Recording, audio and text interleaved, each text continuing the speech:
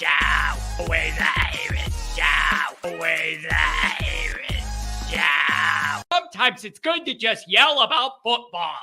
What are you doing? Don't do this to me, Harry! The Ohio State. It's Ohio State! What do you mean, the? It's a poison! I almost stroked out and died over it. I'm glad to be at the party. I'm mad we're this late. You ain't a captain of nothing but a sinking ship! That helps the defense without them even doing a damn thing! Doing a damn thing! The call-in line. 312-988-15. You tell Johnny all you've heard and seen. Oh, Irish! Oh, Irish! Oh, Irish! Oh, Irish! Irish!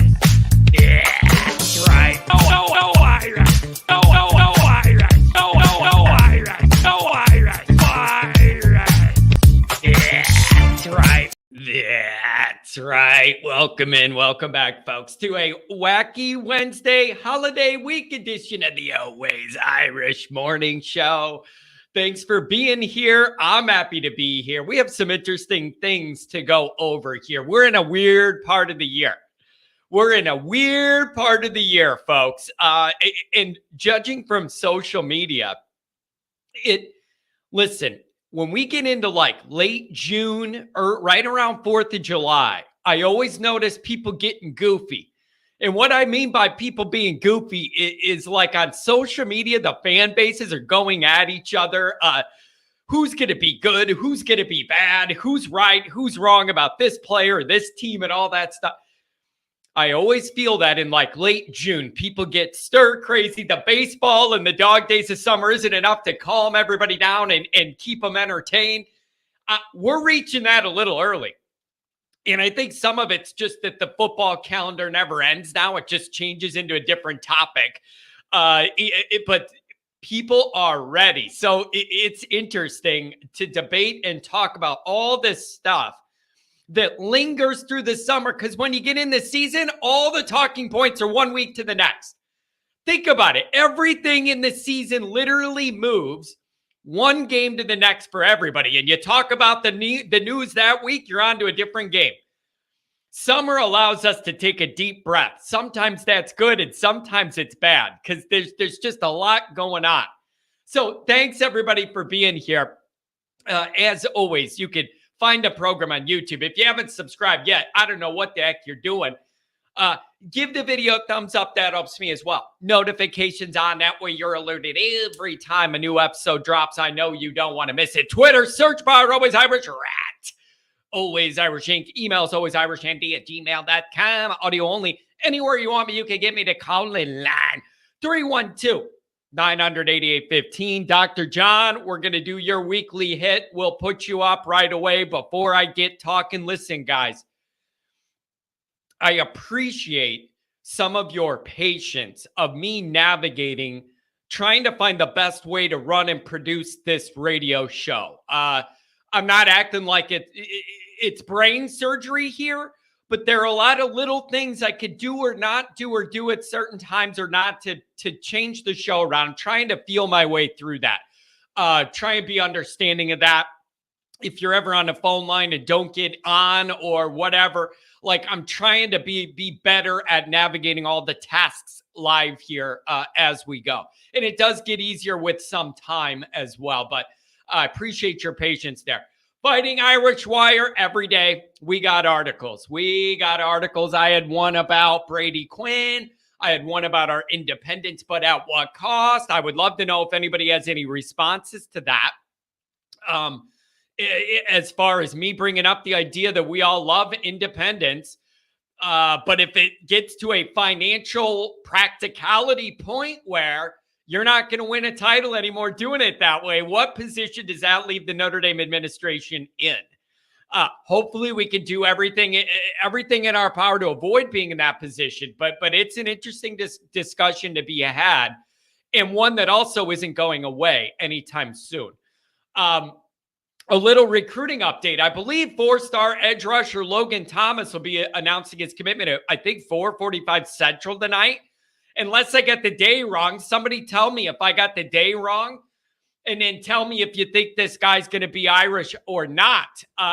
and let me know. So that would be interesting. A 4-star guy that should excite people. Finalist, I believe, Georgia, Texas, Arizona, Oklahoma, and the Irish. Yeah, I'm getting to that with NBC and the Big Ten and all that. It's getting complicated. Oh, before I get into that, one thing, yeah, I thought today was the day for that commitment. I saw the date was wrong on a couple of those announcements. They were announcing it for tomorrow, but the day was wrong on the calendar, so I didn't think I saw that yet. Here's something I'm going to bring up. When we get into the week after the holiday, I got something to announce on this show that I think I hope will excite you guys. If you're a supporter of this show, it's time for Johnny Boy to try and get more involved in some things. And I've been trying to do a job of that, of getting more involved with things at a different level here. And I'm going to be announcing something that I think will excite you in that regard, and myself as well. So I've been working on this towards this, and it'll come out next week. We'll have an announcement, and we are going to we're going to have something coming up here that's a pretty big deal in Notre Dame land, and I'm going to be a part of it. So I want to get through the weekend and all the holiday stuff. Not a good time to announce news and all that. When we get into next week, if people's routines settle down from the traveling holiday, I'm going to have some breaking news. And some of you might want to be a part of it. I don't know, but it's going to be a big deal for this brand, something I'm really proud of. And I hope that can help Notre Dame as well. So stay tuned for that. All right. We're going to do, John, hold on. I'm going to get through the roll call, because if I don't do that, I miss all the stuff that got posted before the show started. Let me hit that roll call, and then we're going to go to Dr. John. He's up in the mountain somewhere. He's a mountain man. He's a beach man. I can't keep track of Dr. John. He is a world traveler. You never know where he's at. He's always on the move. Oh, I already see people giving me a hard time about this Big Ten stuff. I already see it. Look at this. Matt Miller, thanks for being here as always. Good morning, always Irish Nation. 39. I saw this tweet this morning.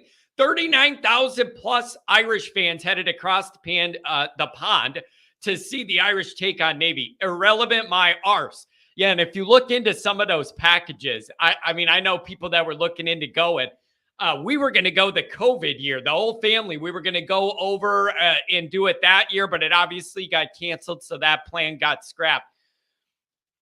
I saw a tweet talking about this, 39,000+ fans. The people I've talked to, a lot of those packages for like 2 people, everything included, nice stay over there. It's around probably 20 grand. Like I don't want to hear any of these people be like, I had to sell my Ohio State home game tickets to make a little rent money. No, bro. Those are the same people that are spending 20, 25 grand to go over there and watch us play Navy, right? Like those are the same people that have the season tickets at Notre Dame. I don't want to hear them cry poor and sell and tell me I need the money, John. I'm not buying it if you had the money to go over there for this game, all right? Pat's onto something. Pat Cotter. Interesting to see. Now the Big Ten deal with NBC has issues. It's going to end up costing all the schools $5 million to Fox for the Big Ten game, and the cold weather schools don't want November night games. Well, isn't that something you should have thought about before? If you were that against night games, it didn't mind them when they thought it was a big payday. And now that we're in the details, nobody's going to want to play a night game. Come on, man. But it is interesting, and I want to bring this up. Pat, you're hitting on it. I'll put this out in the ether for this morning right away. The Big Ten Network is also co-owned by Fox, which further creates issues and costs those schools money. So here's what I was going to say, and I don't want to gloss over it. You know, I did a few days ago, I recorded my video on independence and at what cost and where Notre Dame falls and the TV problems that the ACC has and what the Big Ten's trying to do and all that. And then, of course, that's the way it goes. I record an episode and I schedule it to go out in a couple days. You know, I like to get ahead of it in the summer. And then right after I put it out, I learn all these details. Then now the back end of that Big Ten deal has issues, and some of those schools aren't happy, and they're asking questions. I saw a tweet that said, I don't know if this is accurate. I saw a tweet that said there's up to $70 million like unaccounted for on the back end of this deal that has to be allocated, divided by team for different things.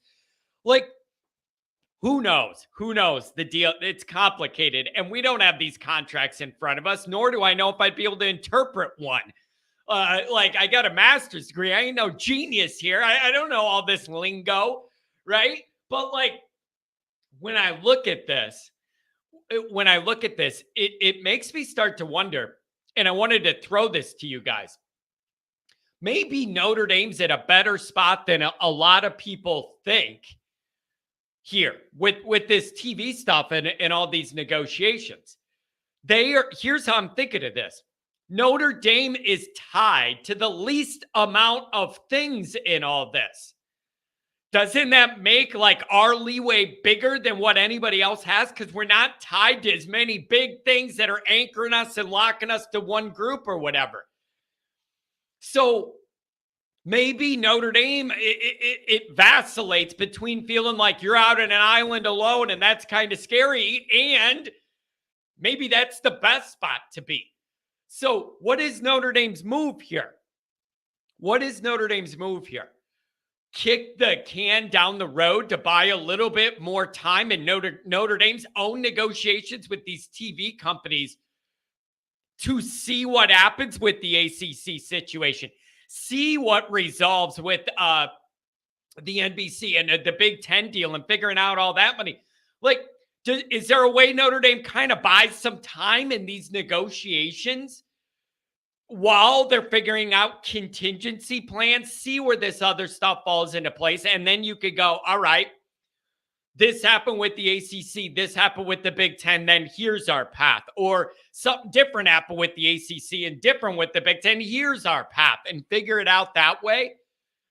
So it's like, I see every day people saying Notre Dame has no leverage in this, it's over. And other people are saying Notre Dame has great leverage because they're not married to as many things permanently as these other schools and conferences.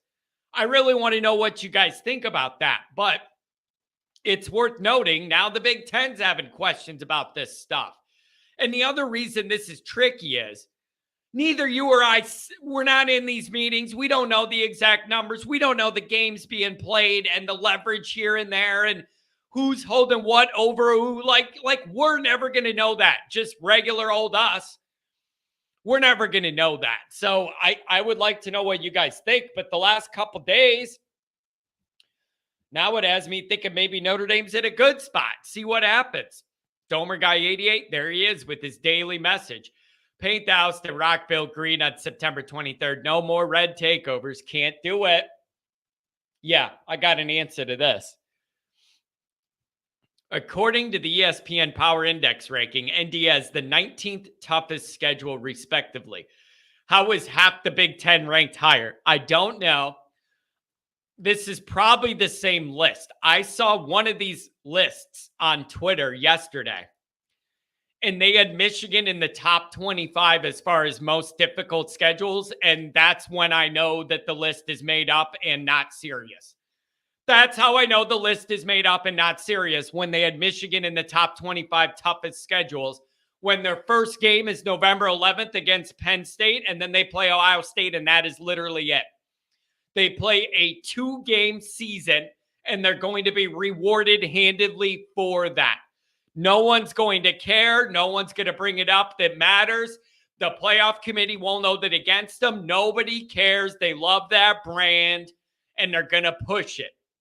Michigan plays a 2-game schedule I do not respect, and they ended up on that top 25 list. So the list means nothing to me. So right when I saw that, I said, this tweet does not matter. Someone made it up, and they like to do drugs for breakfast. That's what happened, okay? Preseason rankings and predictions are pointless, especially when they have BSPN watermark beside them. Yeah, you know what the other shame is? John, I'm coming right to you, 612. You know what another shame is? Did you guys see that the Pat McAfee show just got bought out by ESPN?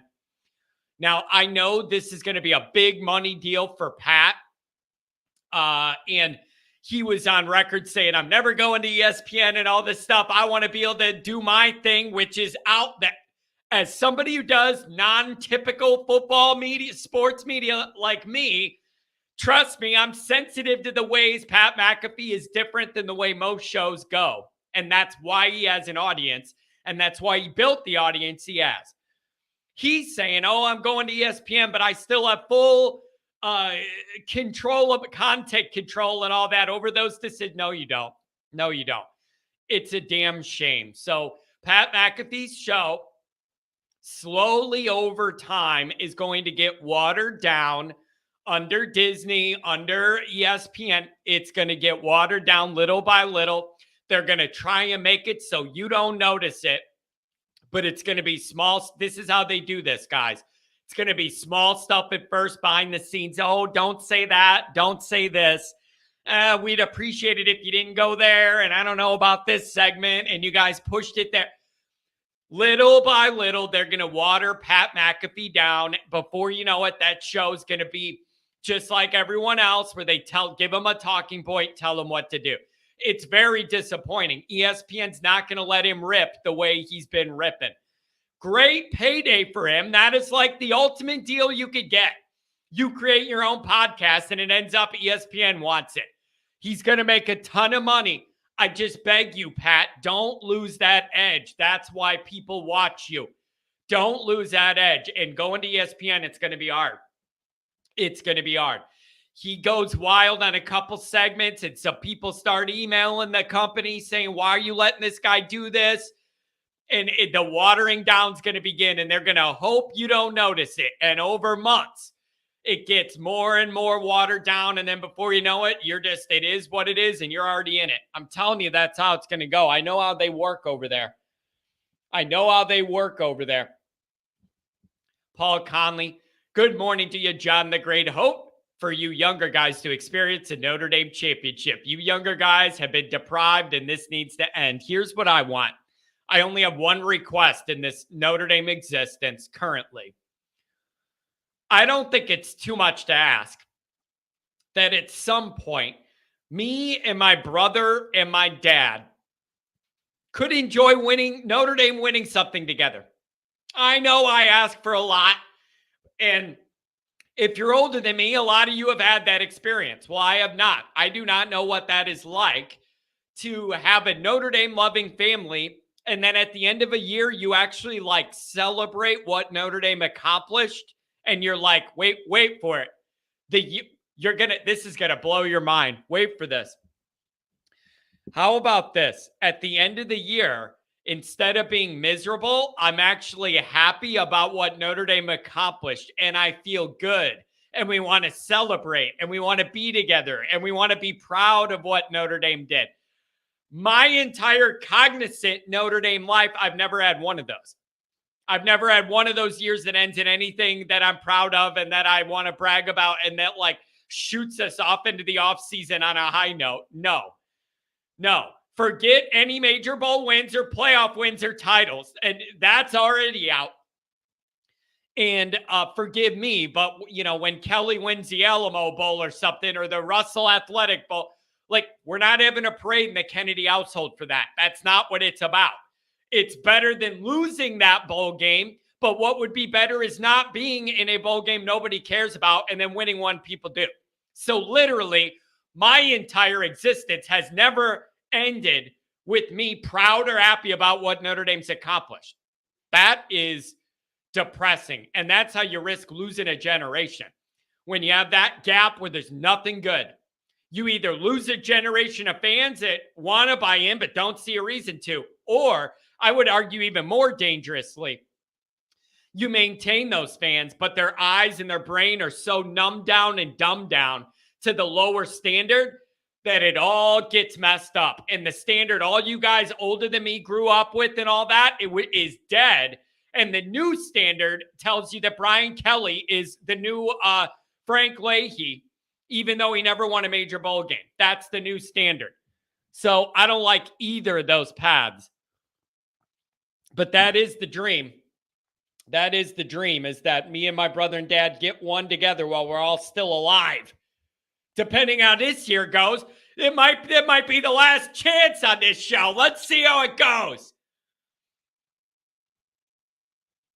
Look at this $5 holler. I appreciate that, John. Keep up the good work as your show has good content even during the offseason. Well, that's the plan. And see you at the Central Michigan game. That's what I'm talking about. That's what I'm talking about. Yeah, give me a thumbs up. I know you don't think it matters, but it really does. C. Jones, good morning. Crying Belly. There he is. There he is. Crying Belly. Wish Buckner was on the roster so we could have a QB that could see over the line. One outlet said Hartman looks like Pine out there in the practice field wearing that number 10. I'm not even going to let this trigger me for a couple different reasons. One is, even if Buckner was here, you still weren't going to know what you were going to get. It was going to be a total crapshoot. Hope he develops, hope he stays healthy. That was risky. So nobody could act like Buckner was a reliable brand to count on, and you knew the floor and the levels you were going to get. You didn't have that with Buckner. That's why we're in this position. It's because of that lack of experience and reliability and knowing what you're going to get and knowing the guy's going to be in one piece. And the other thing is, one outlet said the Hartman looks like Pine out there wearing the number 10.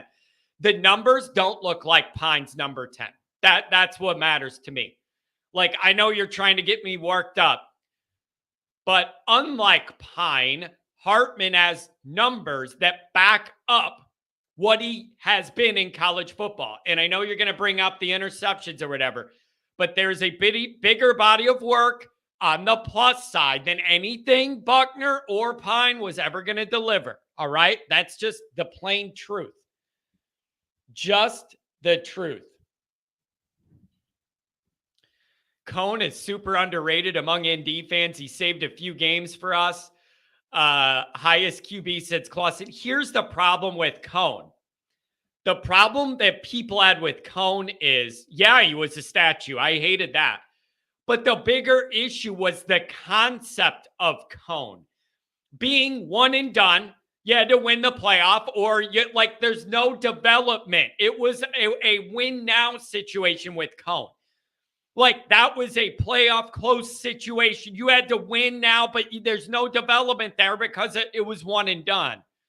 That was the frustration. That's the reason people soured on that year, because you had to accomplish a lot of things. That wasn't a developmental year.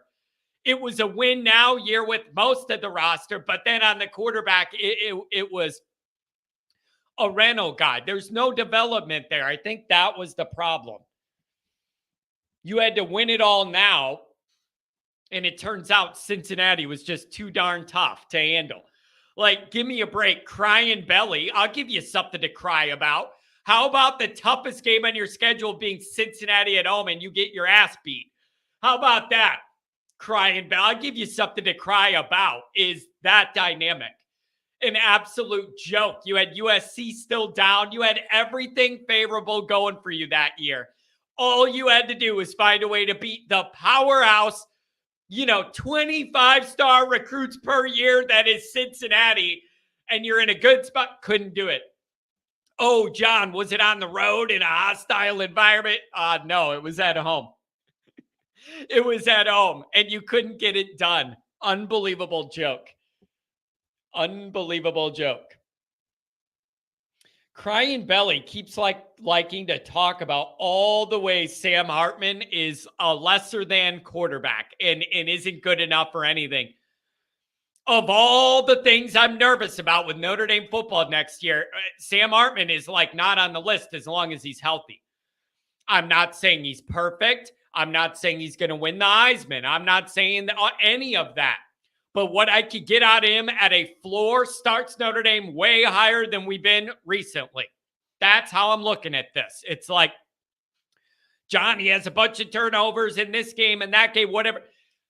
Accounting for all that, he still provides more than what we've had at the quarterback position, and I'm excited about that. As long as he's healthy, you're going to get more out of that position than you've gotten the last few years. And that's a plus. I got all these worries. That's lower on the list. John, I promise I'm coming to you. Don't hang up on me. Deb Thomas, good to see you. Adam Dowling, good to see you as well. Mark with glasses. Maybe ND games will only get aired as replays late at night at this point. I don't think so. Crying, I still love you, Crying Belly. Phil, good to see you, Phil. What's the over-under on Ohio State callers? I don't know. Probably low on a Wednesday. I feel like the numbers the last couple days have kind of gone down on everything I've done. I think people are already in weekend mode for Memorial Day. Already weekend. What is this? Drunk Vigo, good to see you. Can you imagine being so confined and regionalized to the Midwest by joining the Big Ten? I mean, I think that's sarcasm, isn't it, Drunk? Especially with them pulling into LA now. Like, it is ironic to me that the idea of these conferences used to be geographical, and now it's just whoever gives you the most money, and then you're just going to fly your plane wherever. USC is going to go all the way to Rutgers and Penn State in conference. Like, you could not have a longer flight in America, I don't think, from LA all the way up to Rutgers or whatever. But that's the thing. Like, if you were thinking, if Notre Dame joined the Big Ten, we're stuck in the Midwest. No, you're not. That old LA market opens up to you for recruiting and everything else we wanted to do. You got that cluster in the Midwest that we're a part of. The Northeast stuff, because they want to keep that New York market and all that. And then you also got LA. The only thing you're really giving up is getting way in the South. And I know that matters for recruiting and all that. But, I mean, you're not confined to the Midwest. Not anymore. Not anymore. But it is funny to me how everybody flipped. And it was like geographical. And we're proud of the style of ball we play in this region, in our conference and all that. And now we're to the point where none of that matters at all. Who's giving me the biggest check every week? And we're going to go there and play. It's so funny.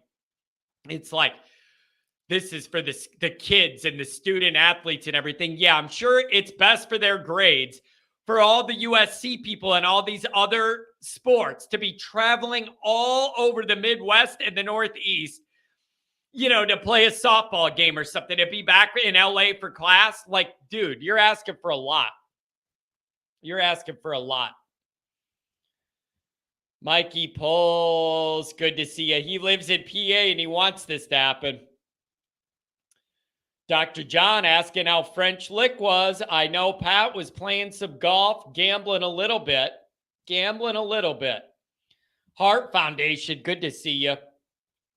Good to see you. D-Rock, good to see you. Yeah, look at this. Congrats to the men's lacrosse team. Final four bound. Go support them. Beautiful. Tex ND, good to see you. Chief Brody. Good to have you. I'm a pessimist, but you're drunk if you don't think ND is a top 2 brand in the Big Ten. I mean, man, I just choked myself up.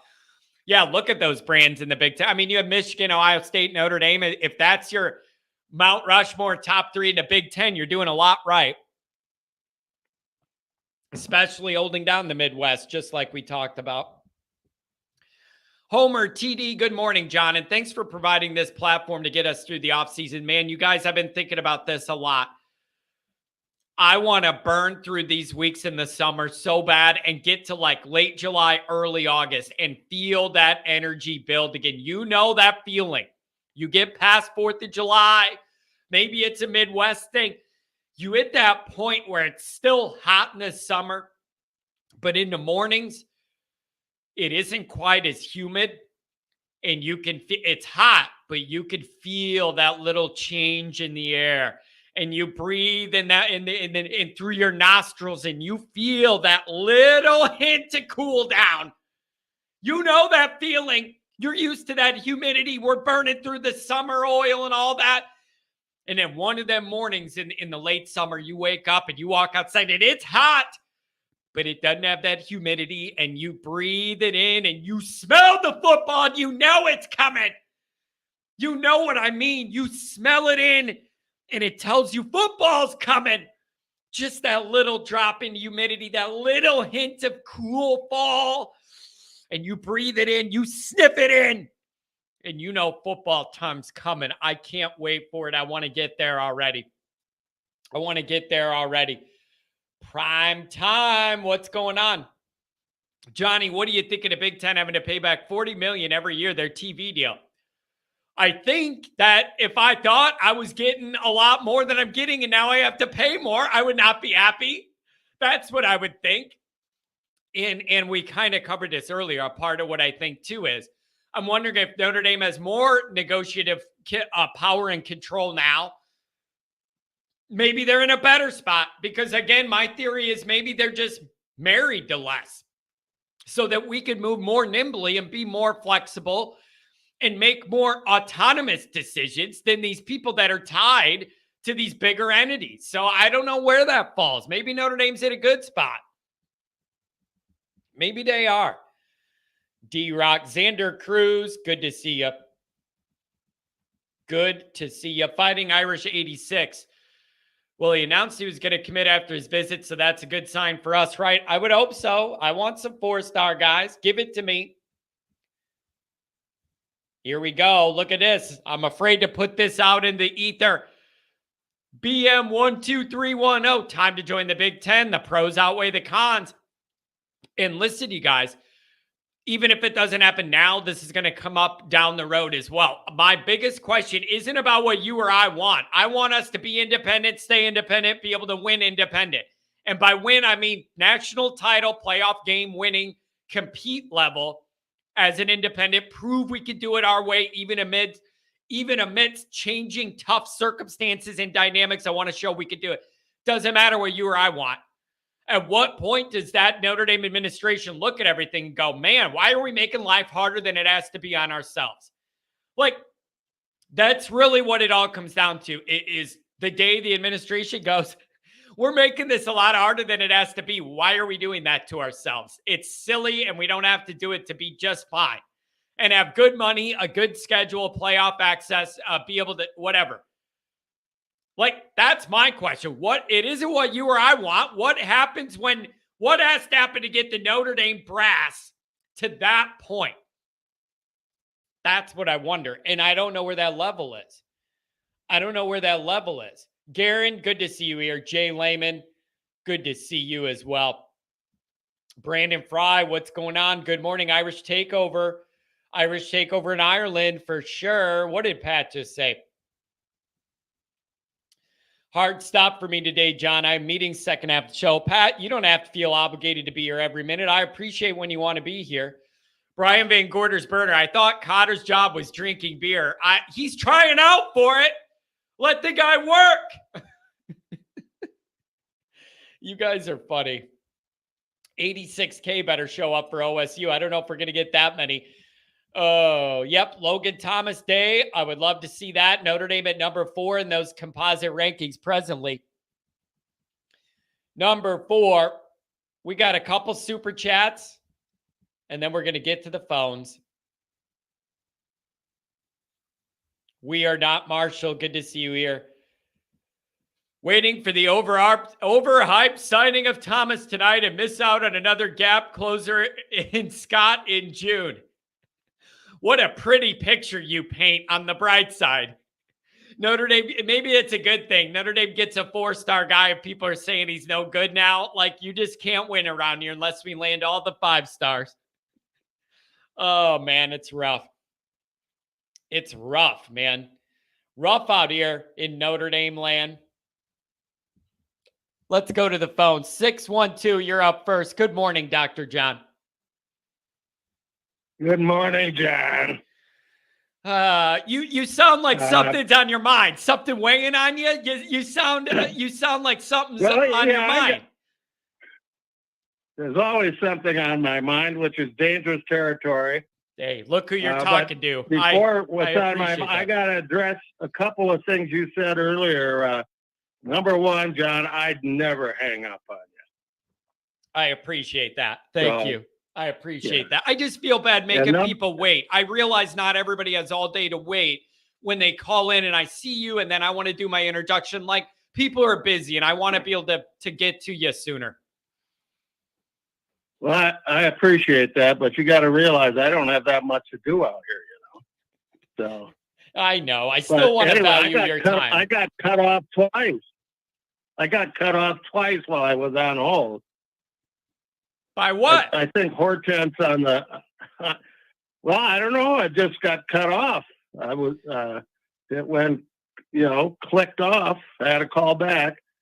So I think it was Hortense at the connection board here in Livingston. We still have that Graham Bell set up where you got to call Central and get plugged in. There you go. I like you off the grid, baby. Off the grid. I like that, man. You're a moving target. Nobody can find you. You're like a mobster on the run, baby. They just send you to it. You're just in a different state every week. I'm just trying to make it harder for the Grim Reaper to get me. Keep on moving, baby. Just keep on moving. And look at it this way. If Brian Kelly didn't end you, I think you're good to go for a few more years. Good. I'll hold you to that. Yeah. Hey, the other comment, you mentioned your show isn't brain surgery. Well, I think about some of the trolls, and I think you ought to consider some brain surgery. I know. But you know what's getting hard, John, is a couple of them that I knew exactly who they were and their names. Now the names are changing and there's multiple emails and there's a different account. And so the names are changing. So it went from 2 people to like 6 now. And it's getting to be a lot for me to try and figure out whose name is really who on a different account. But a lot of the things they say are the same. So I figured out it's just a lot to keep up with. And you know what else, John? When we get closer into the year, more people get back into football and there will be more regular people in the mix to kind of drown some of that out. But in the off season, it's been a thing for sure. Yeah. And you do have some guys that call in regularly that know their stuff, and I love to listen to them.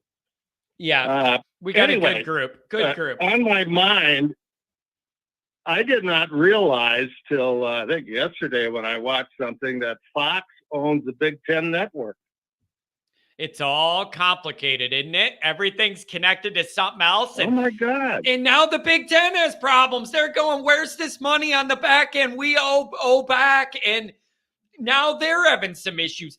Dr. John, is Notre Dame maybe in a good position now because they are married to the least amount of big picture things and could sit here and maneuver more easily than others can? What's Notre Dame's move here? You're a businessman. What should Notre Dame do? Kick the can down the road, try and let this stuff settle, and then make a move off of that? Or what does Notre Dame do here? Well, I think they're going to run in place for a while. And, I mean, it's still got this negotiation going on. That hasn't been resolved, has it?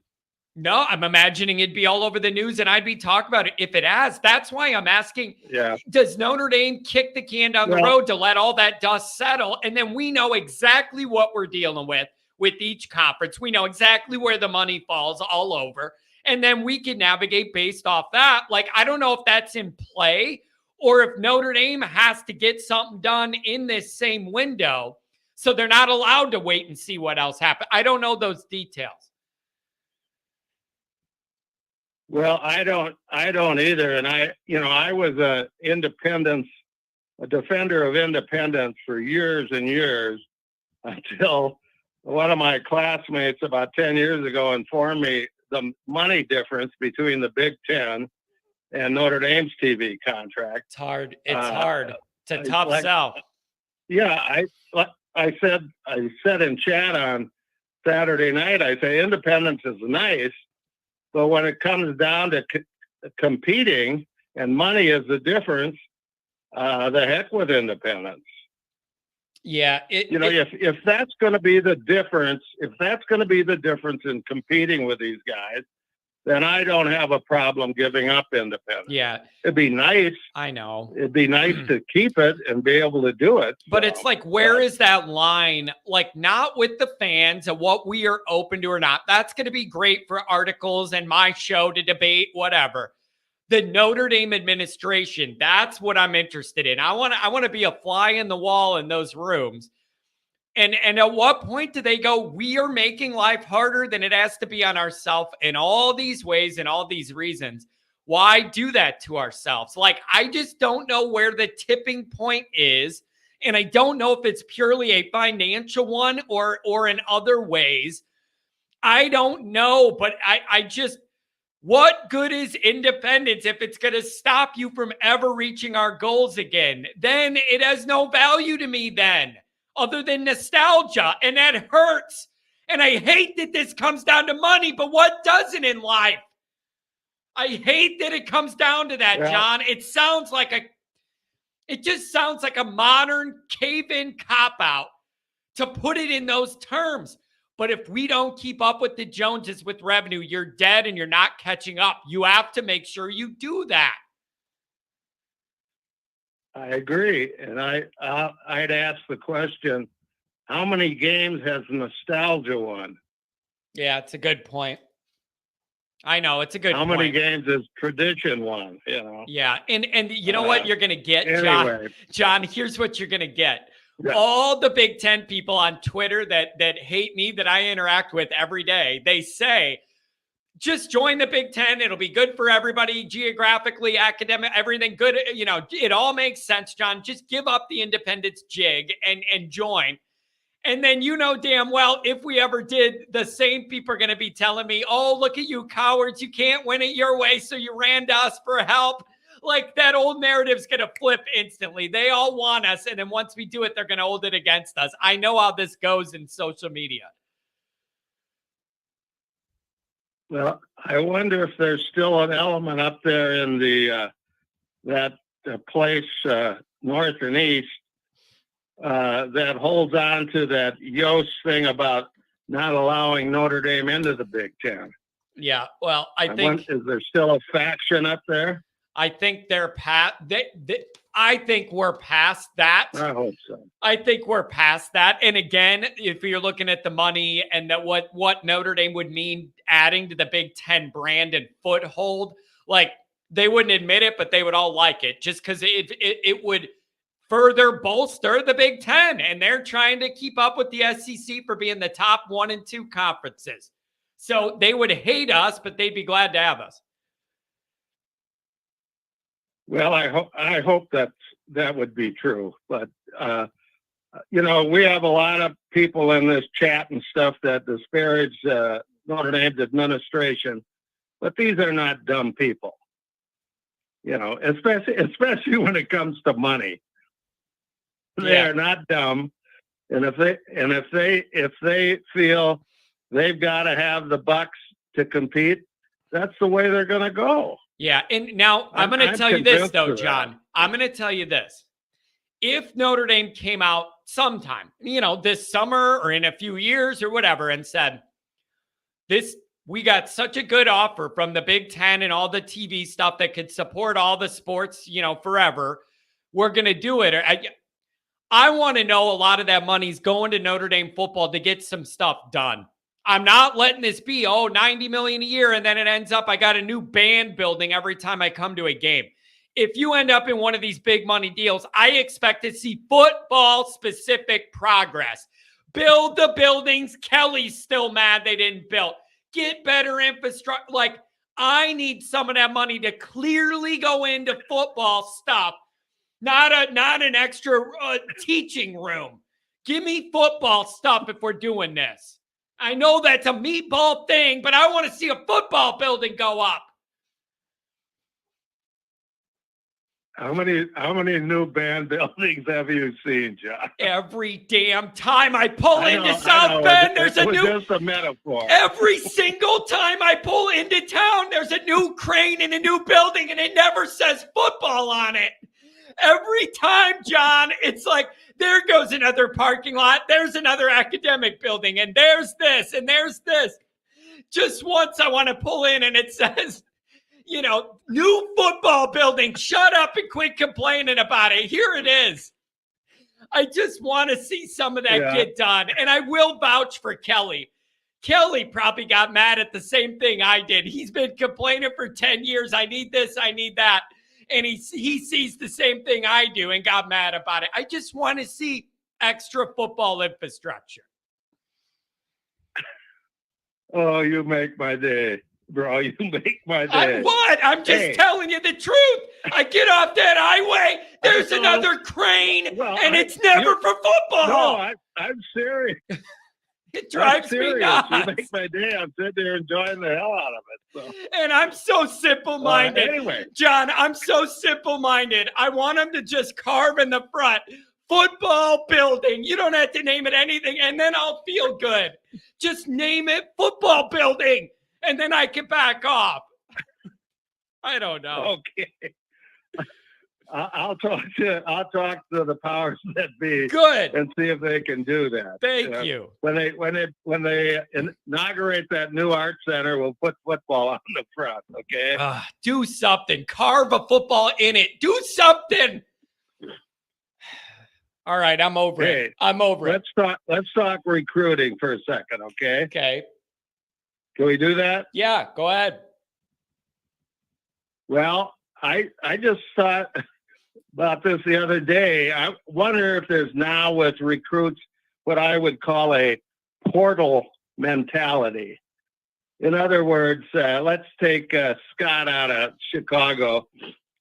Gee, I hate these Chicago winters, and gee, maybe Miami would be great, and I can go down there, and if I don't like it, I'll just go in the portal.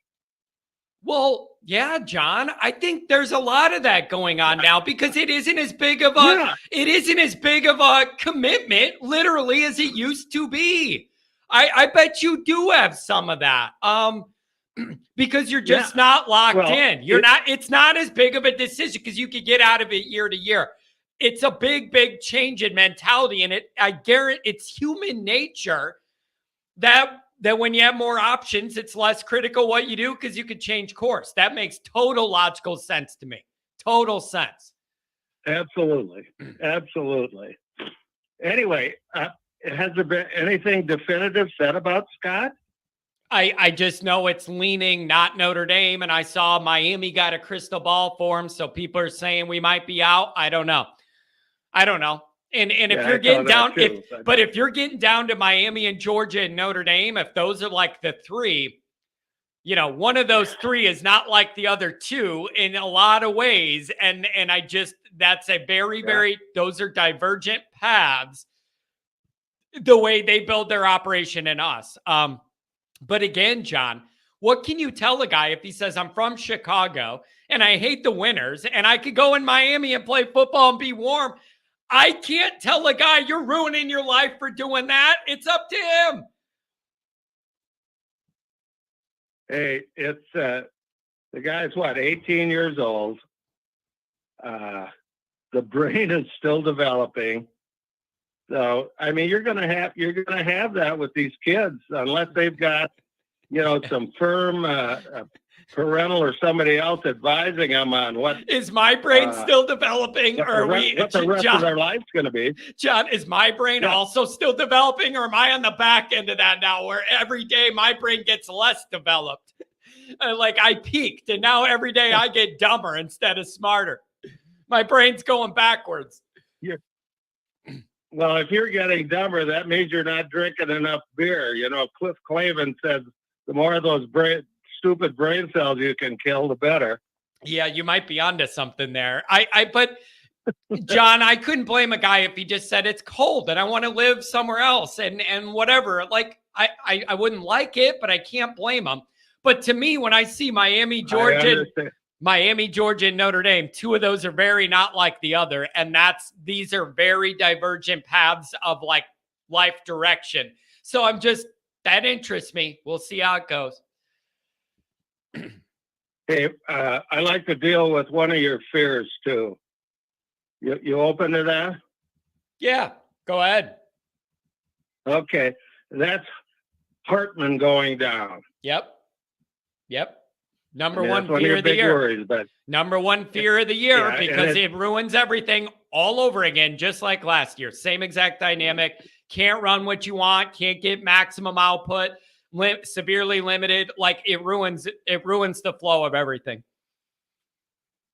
Well, granted, this analogy is not perfect, but you remember Ron Paulus came to Notre Dame. Well, we talked about this before about Dino saying 4 Heisman. Oh yeah, I remember what that. Year was the most productive for Notre Dame when he was there? What, the year that he was out with that injury? You got it. You got it. That's messed up, man. That's... But a guy named McDougal took over. Yeah. Who I don't know how much he'd even played before that. Yeah. And they lose one game. Should have been national champs. Yeah. Yep. No, so that's very interesting. I say, it's not a perfect analogy. Yeah. Because that guy had 3 years under his belt, even though he didn't play much. Yeah. But who knows whether, what is it, Angeli or Minchie could step in there and do the job. But like I said, it's a bigger risk because they don't have that kind of experience. But yeah, it really is. It would just it would be nice if we could just kind of have some normal health here and start to build something, get an offense and be able to put it on film that looks a little more real world. Like I would love to put that kind of offense on film. And I think that would help momentum with recruiting and seeing Notre Dame's getting more modern on that side of the ball and all that. And I just keep Hartman upright. Okay. Just keep him upright. This schedule is so interesting. I want to see it with relative full strength. All right. So keep that guy upright. No water skiing. No, nothing. No parachuting. No rock climbing. I don't want him doing anything this summer. No rollerblading to the ice cream place. Nothing. Oh my. All right. Well, I'm about done with my list, except somebody stole my last topic, and that was to give a shout out to the Irish lacrosse team. Yeah, they look awesome. I'm just hoping that Pat Cavanaugh, who's probably their A-1 player, I don't know what his injury status is. He hurt his calf on Sunday, but he's up for the Tewatin Award, which is lacrosse's Heisman.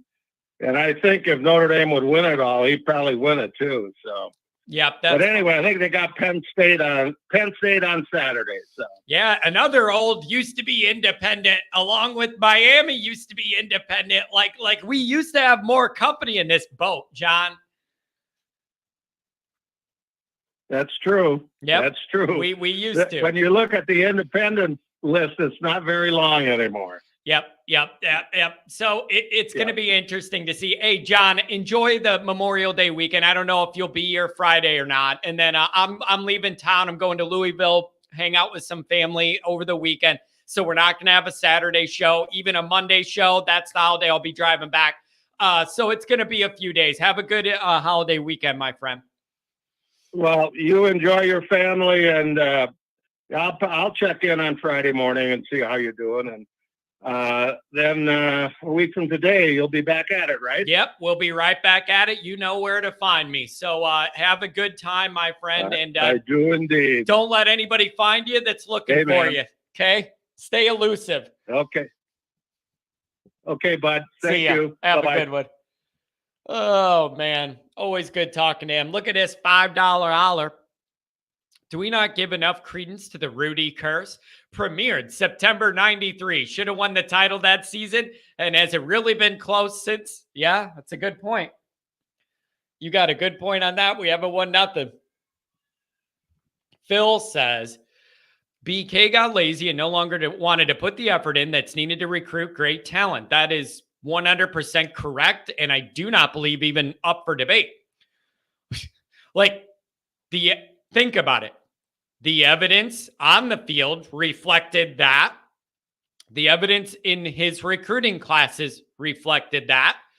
And then every single piece of information provided to me by people who have more access to the program than I have, they were all telling me that for years. Like, John, don't expect anything to change because the guy's recruiting less and less.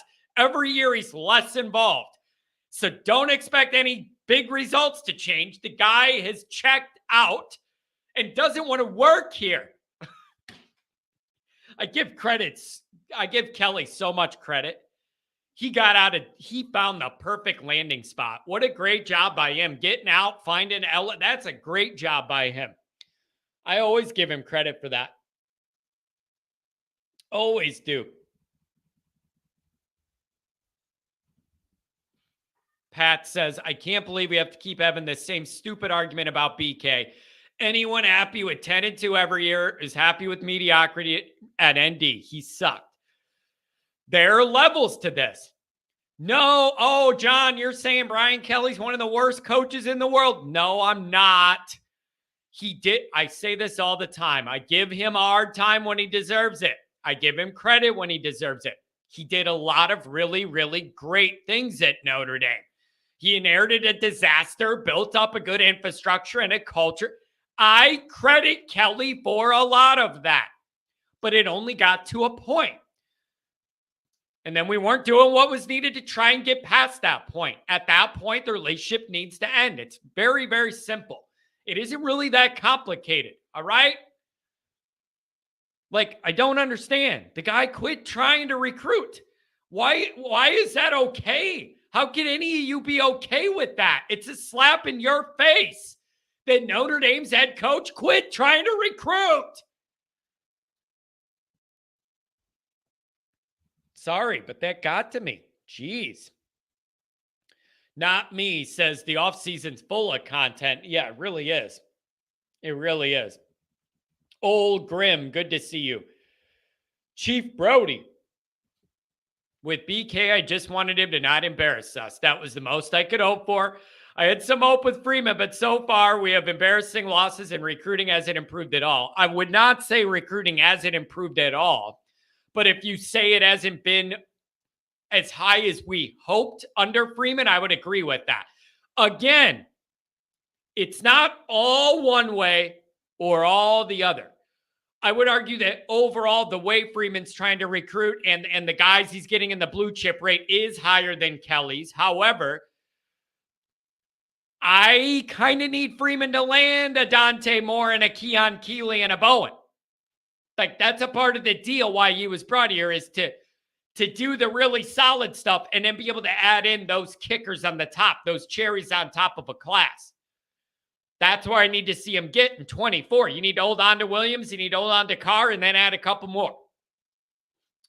And so it's just, and again, with the embarrassment with BK, this isn't a lie. Every single year Notre Dame was coached by Brian Kelly, there was one embarrassing humiliation every year. Even in the best years, undefeated years, they ended in a humiliation embarrassment where we were not competitive. Every Brian Kelly Notre Dame year had one of them. It might have been the last game of the year or whatever, like in 2012. Every year had one of them where we were not even close to competitive. That still bothers me. That every single year, regardless of the talent moving in and out or whatever, we had one of them where you couldn't compete and got embarrassed. I hate that. I just hate it.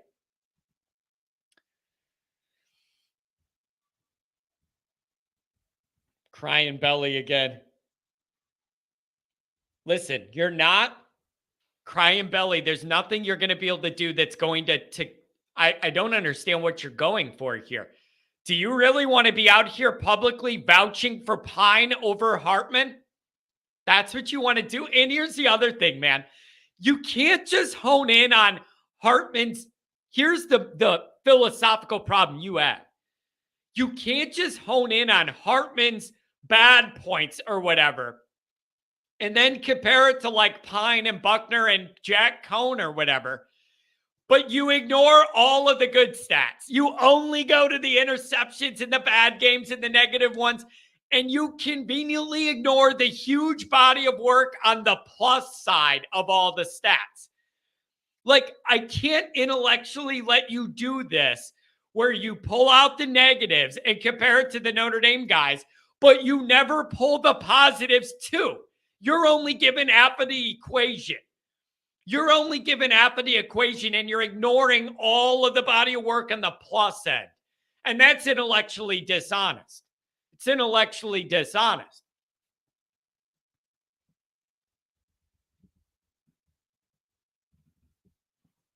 Dirty Mike. If Buckner was even close to being QB1, he wouldn't have left. Buckner said more about himself by leaving than any argument for or against him. I feel bad for Buckner.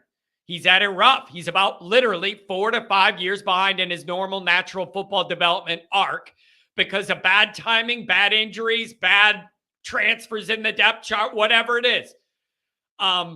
Really frustrating. I would have loved to see where he would be if he had these 4 years of development uninterrupted in a natural time frame. But we never got that. We never got that.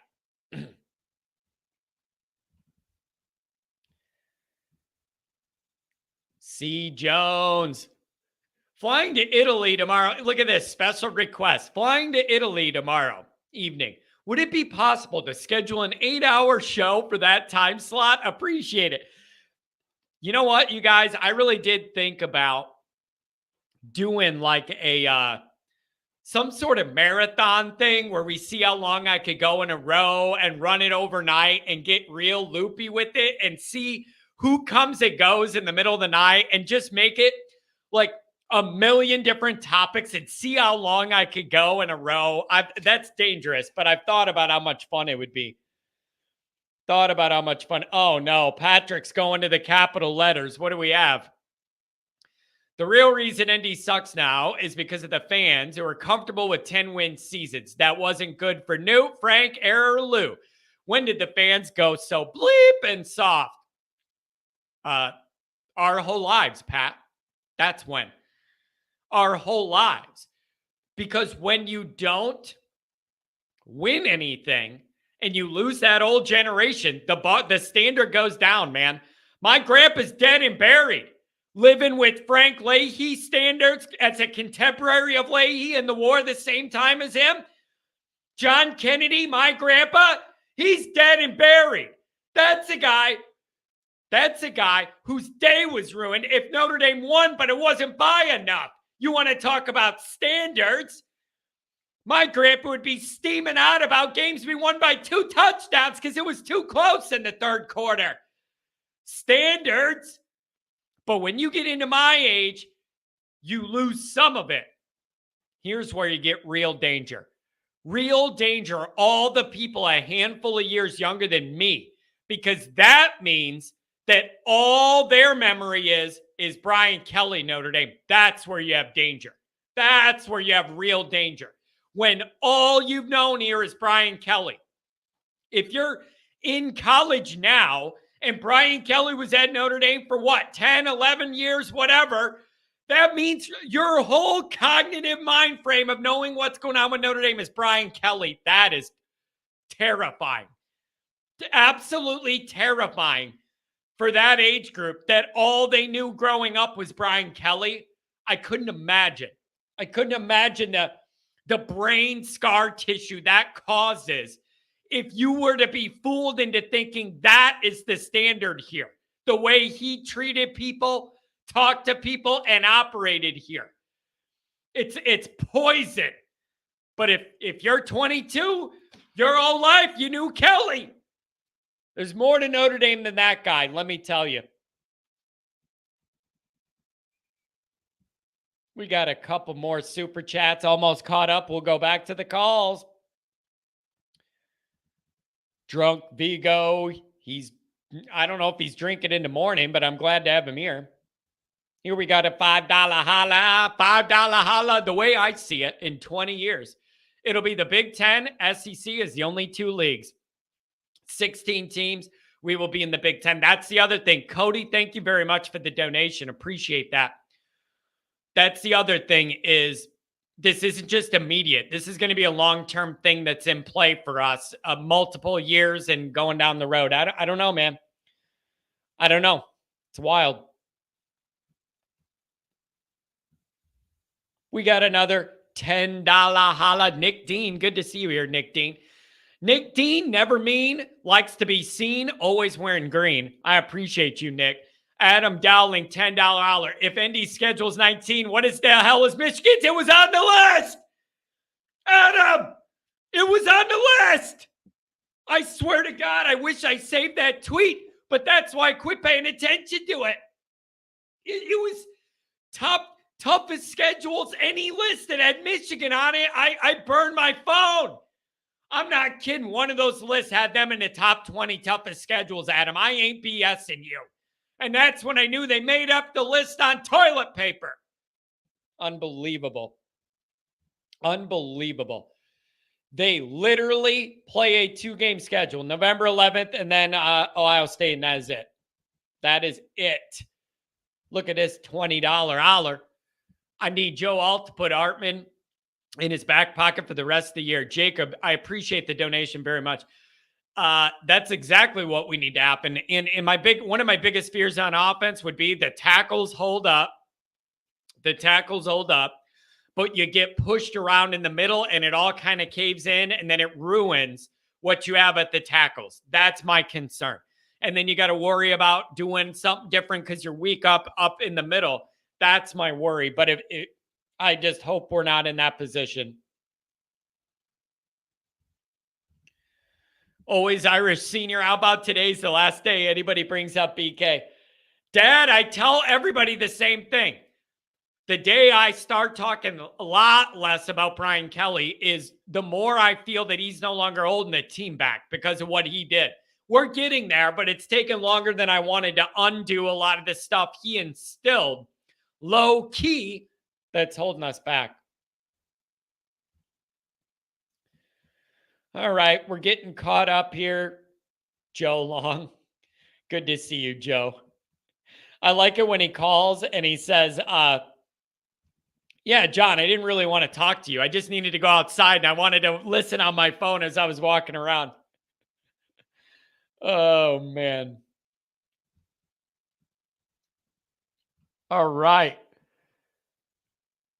574 local. What's going on, man? Hey, John, how's it going today? It's going good, Brandon. What's going on, man? I'm sure you're driving around, doing your thing, working. What's going on, man? What do you think of this Big Ten and the media deal? What do you want to see Notre Dame do here?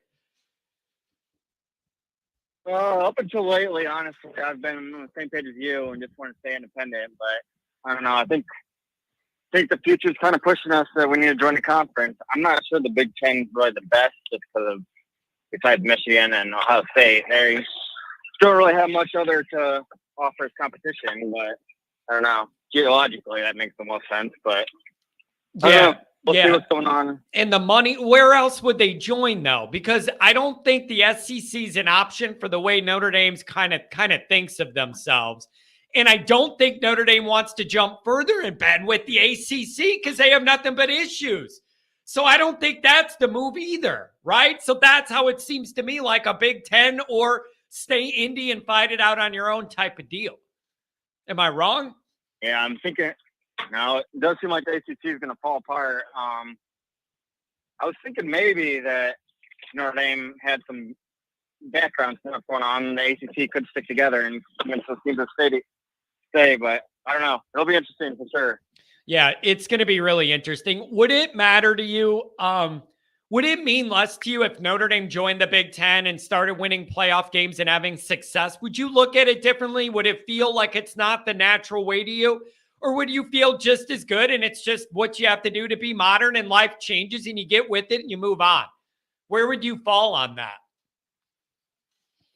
And I'm sure the first few years, all of us would be kind of pushed back on it. But after we're winning the Big Ten multiple years and going to the playoffs, I'm sure we'll get over it and be happy that we're finally winning some big games. So yeah, it's going to be interesting. It's all confusing. Yeah, it is confusing. And I know you already got your tickets for Ohio State. You're going to be there, right? Yes, of course I will be there. Wearing all green, no red. I'm telling you, Brandon, my question is, I know you're local. You get to a lot of, if not most of all the big games. How do we keep that red out of there, man? We got to convince people. You got to keep those tickets. And if you have to get rid of them to other Notre Dame fans. I know you go out of your way to do that. You've reached out to me verifying certain things with people to get tickets to. John, can I trust this guy? Is this a Notre Dame guy? Are you familiar with? I appreciate your effort to keep that place green, man. I appreciate it. Yeah, I almost fell into the trap. I had one sneaky Ohio State fan try to get me, but I see. I caught on to his trick. So. Checks and balances, baby. He's not going to get a ticket from me, but I'm sure he'll get in somehow. Yeah, checks and balances. Yeah, but it isn't on your conscience. It isn't on your conscience. He was probably trying to get tickets for that stupid Buck night, to be honest. Oh, yeah, there you go. Front and center on the NBC TV all night at a Notre Dame home game. They're going to zoom right in on him. I can't wait. We got to get some Notre Dame fans around him to cover him up as soon as the TV cameras get on him. Yeah, it's going to be wild. Let me ask you this, Brandon, while I got you. I know you're always working. It's hard for you to call in.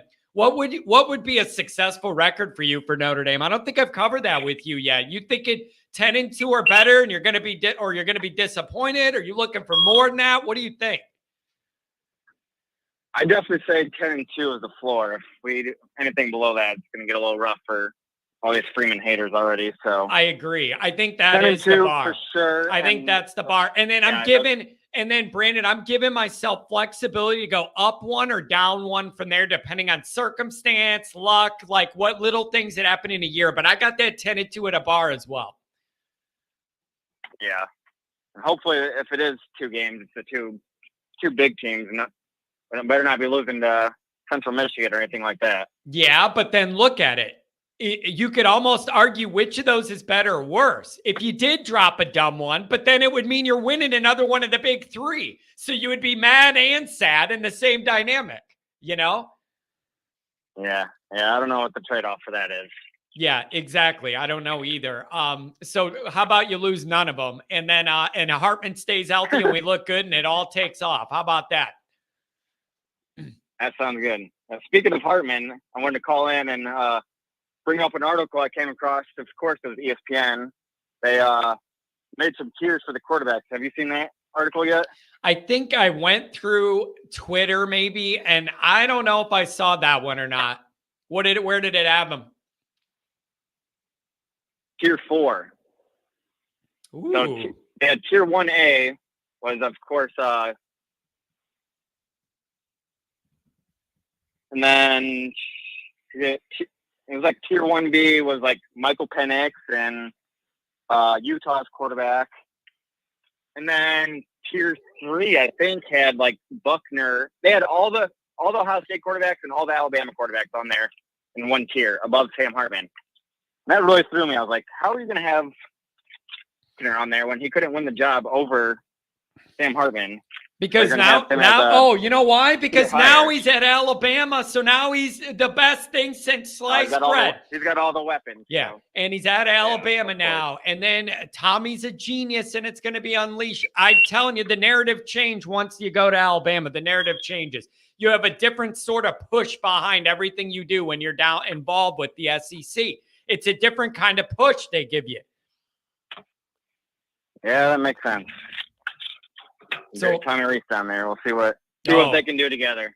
It's going to be very, very interesting. I can't wait to see it, man. It's going to be interesting. And then also, by the way, Central Michigan, we're going to do another tailgate. I expect you to be there. We should have better weather, but we're definitely setting up a big Always Irish tailgate for that game. You know, I'll be there. Yep. It's going to be great. It's going to be fun. We'll have warmer weather. It'll make the beer go down a little easier. I can't wait. Yeah, I won't have sleet going sideways this time. It'd be nice, man. But hey, anything else you got? I don't want to keep you from work. No, you're fine. I was just calling in to bring up that article mainly. So yeah, I appreciate that. That's very interesting to me, dude. I think once you go into the SEC, you get a different kind of push. I think that's a real thing from the media. Have a good day, man, and a good Memorial Day weekend. All right, I will. I'll be out on the lake having some beers for you. Beautiful, man. Take care. Have a good one. Relax a little bit.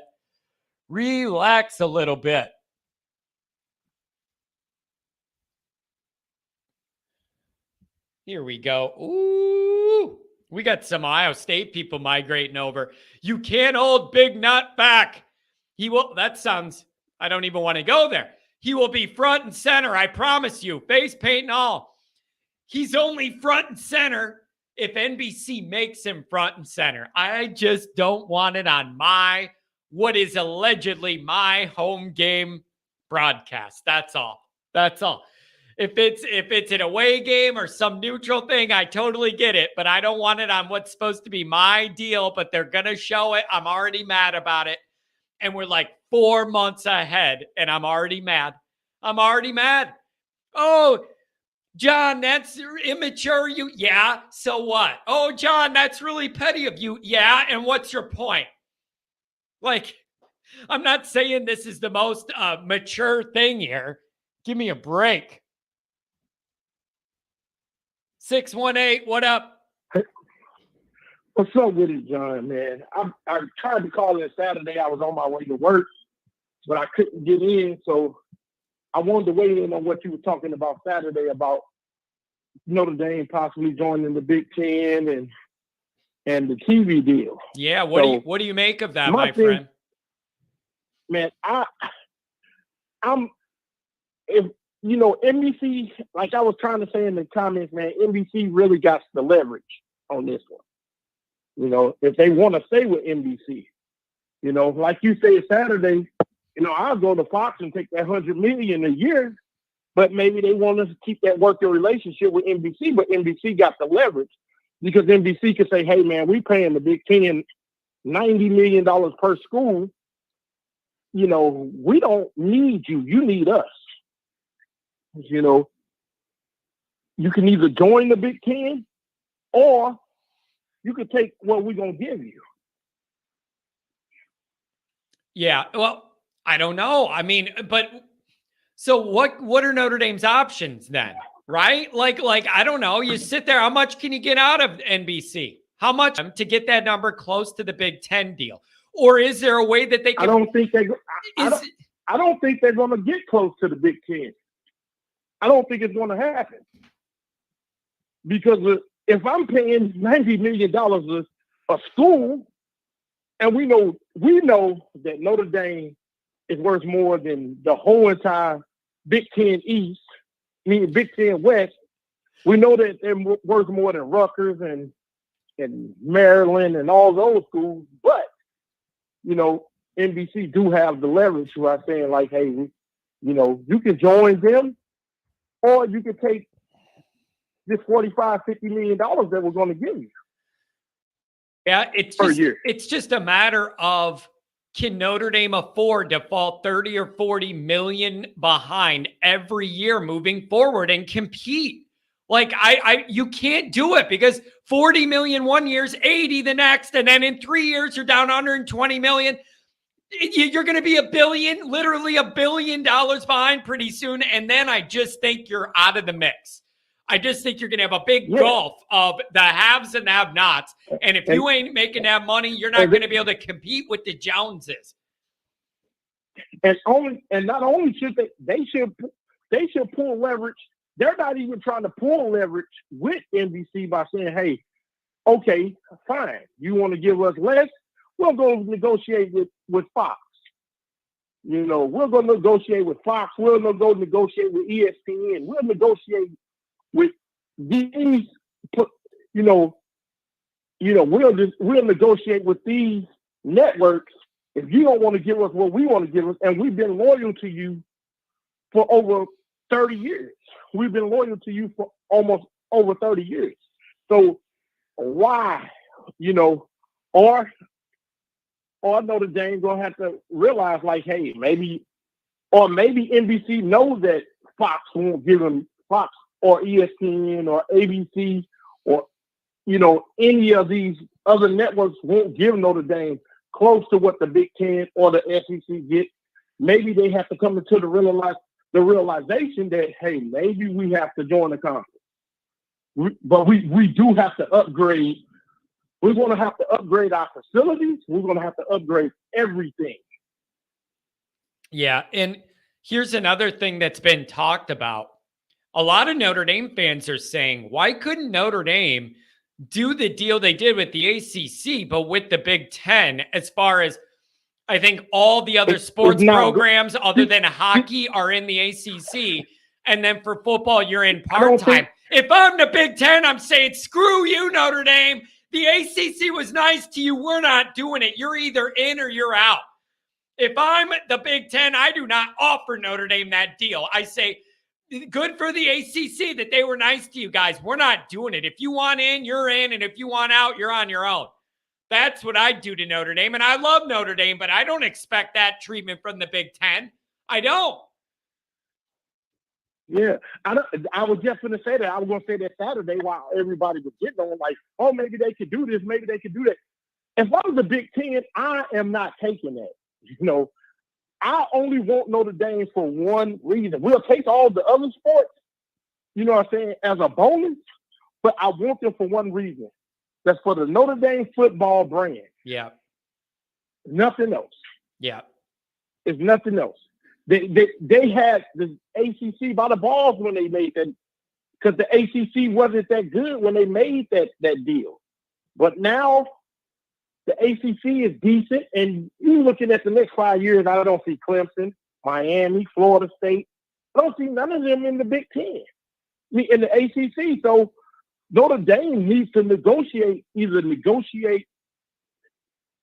with another network to try to get close, to have some type of leverage, which I don't think they got any.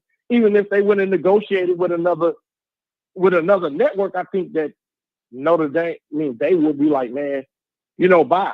We got the Big Ten, bye. Yeah. You can go. We can afford to lose you. Yeah, it's going to be interesting. What do you think is going to happen with the ACC? What are they going to end up doing? You think that members are going to leave, or they're going to redistribute that money differently from the TV pool? Like, they have big problems. What do you think is going to happen there? Man, to me, the Big Ten, the ACC, is something similar to what the Big 12 is. It's something similar to what the Big 12 is without Texas and Oklahoma. I don't think that they don't get that much. Their TV deals I don't think it'd be as much. So I think that Clemson, Florida State, Miami is looking at that situation. Even I'll go as far as saying like a North Carolina State, even a Virginia Tech is looking at like, hey man, we ain't getting that type of money, man. Yeah. On an ACC deal. Yeah. So we need to go elsewhere. Either we have to join up with the Big Ten or join up with the SEC, but we need to get out. We need to get out of the ACC, and we need to go and make our own deal where we can get that money like they getting. So we can, we can use the money towards NIL, or we can use the money towards facilities, or whatever, man. Because like I said, man, I got a buddy whose son went to Notre Dame just a few years ago. When Kelly was there, he said, man, that kid told me that the facilities was horrible at Notre Dame.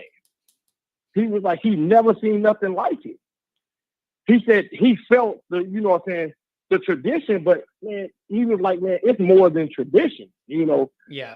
I got to come and work out in these facilities every day. I don't want to do that. That ain't something that I want. And see, but Notre Dame should never be in that position. They have enough resources that should never be anybody's takeaway, that the facilities aren't modern enough. Like, that should never be a Notre Dame football problem I ever have to confront, hear about, or deal with. The money that flows in that place, and then I got to hear that we don't have modern conveniences to help the football program. I find that to be unacceptable, personally. It's just me, though. Yeah, and they should never have to be in that, because they're trying to spend all the money on academics, man. When the last time have a Scholar Bowl brought in billions of dollars? Yeah, I know, man. I know. Who's filling up a stadium to see the Glee Club? I know. I get mad about this all the time. I remind Notre Dame that it is their obligation and moral responsibility to do everything in their power to prop up the number one reason their degree in academic means anything, and it's football success. And Another thing I think, and then I think that they don't want to join the conference because they thinking that maybe they have to lower the standards on their academics for these athletes, for these football players to get in. But this is the number one reason why people fill up that football stadium to see Notre Dame, the brand of Notre Dame football. They don't fill up that stadium to see the brand of Notre Dame Scholar Bowl. Yeah, I know. And I'm not asking for a free for all. I'm just, give me a little something, man. I just want to see them honor the reason that everything that we just talked about matters at Notre Dame. Early football elite success is why Notre Dame's a big deal, why the academics matter, why it's on the map. It's the only reason why anybody knows where Notre Dame is. If it wasn't for football, it'd be a tiny religious school by a lake in Indiana nobody gets off the highway to go to. All right? They owe it to football to keep it good. And look at what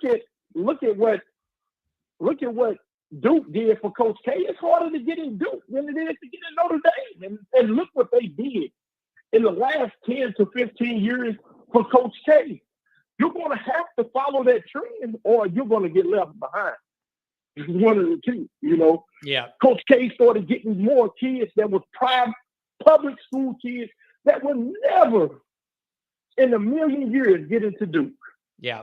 Never in a million years they would get into Duke. But they say, hey, look what Kentucky is doing. They're winning. Maybe we got to lower the standards a little bit to get into Duke. Maybe you don't have to be a private school kid that got a 4.0 and a perfect SAT score to get into Duke to play basketball. Yeah. Because the number one reason is getting to the NBA. And if Coach Cal is putting number one player after number one player after number one player in the NBA, and you're putting a bunch of busts into the NBA, they have to lower the standards a little bit because they're started. And Notre Dame gonna have to come to the realization, like, hey, yes, this is going to be one of the top academic schools, but we're no Princeton, we're no Stanford, we're no Duke, man. We're going to have to lower the standards. I'm not telling you to go get kids that got 2.0 and can barely make it to get into the path to clearinghouse. Yeah. I'm talking about lowering the standards for some of these public school kids that do have good grades and that do have good grades and look at Notre Dame. Hey, man, John, we're both in Illinois, John.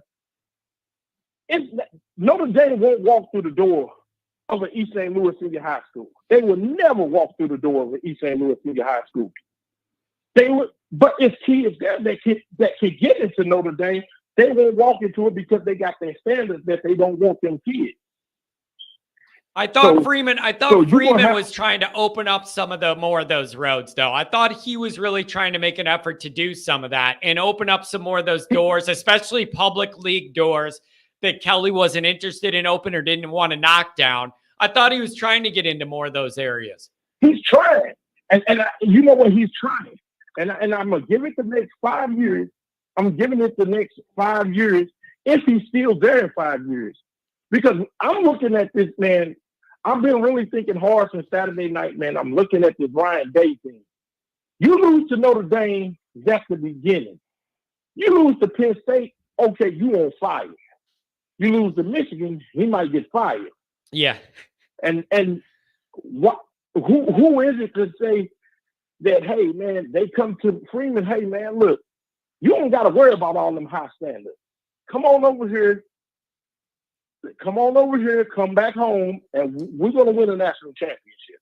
And they're going to wish that they treated you better. Yeah. Yep. Hey, man, you bring up some interesting things, and these are all issues that Notre Dame's got to think about and confront, and it's a changing world, and we just need to make sure we have a seat to be most competitive in all these changes. Anything else, my friend? Thanks for the call today. All right. Okay, John.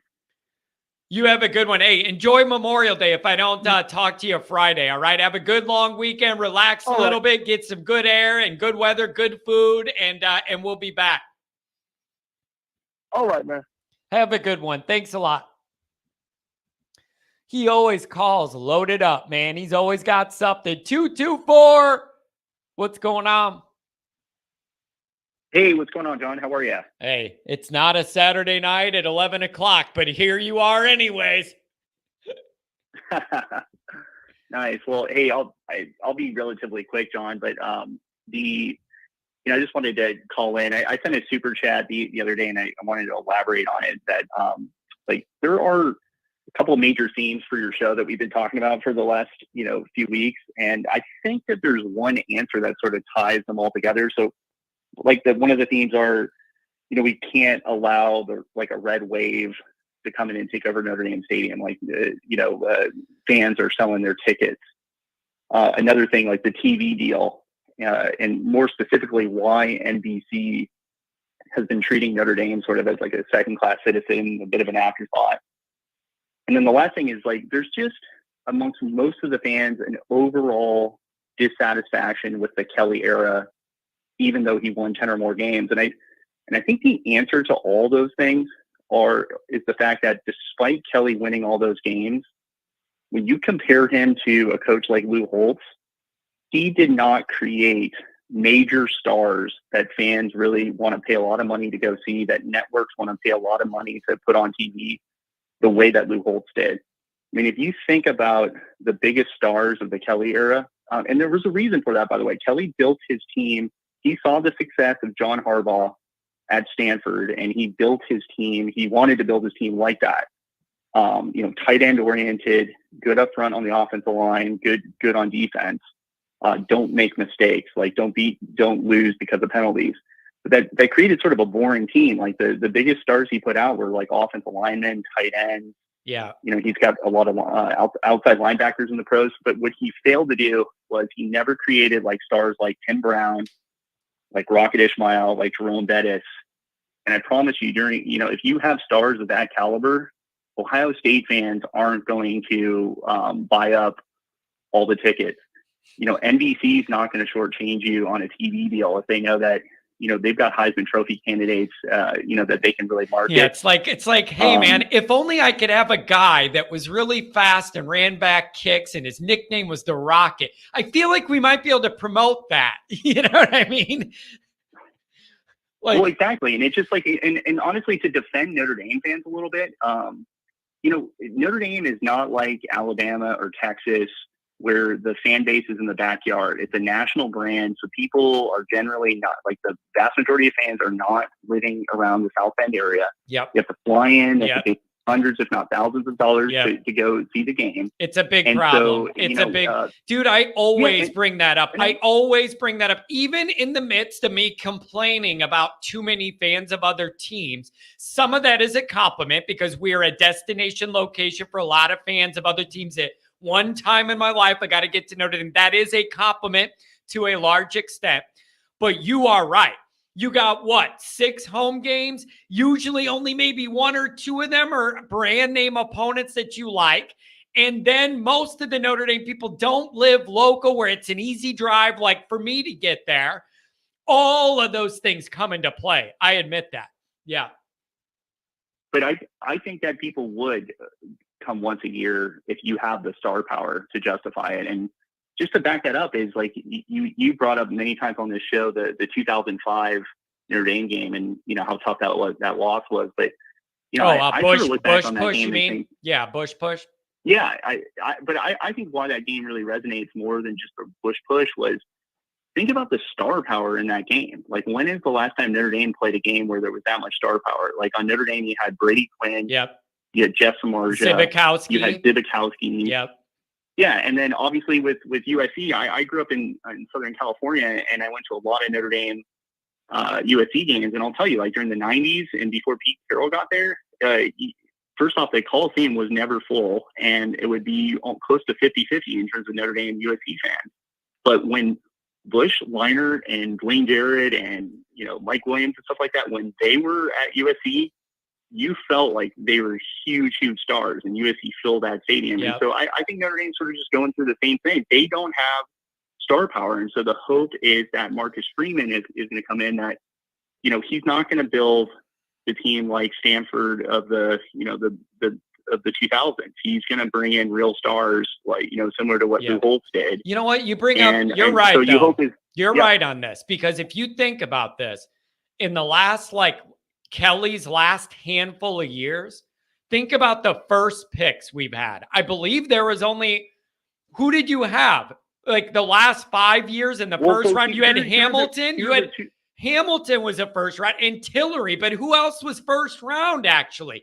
Not just drafted, but first round, being like a top guy you got to get, a star. Zach Martin, offensive tackle, and maybe Quentin Nelson or something like that. But I think that it's even more to that. Not even the first round picks. It's like, who actually will fans remember for a long time because they were stars? And I think we're only like two major stars of the Brian Kelly era. The first one was Manti Te'o.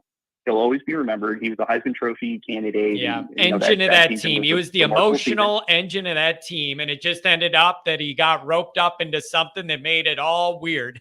Like, that's the only negative with him, is all the weird stuff. He was a different kind of cat, but that guy loved Notre Dame. And the fact that he came off a Hawaiian island to love Notre Dame makes me love him even more, damn it.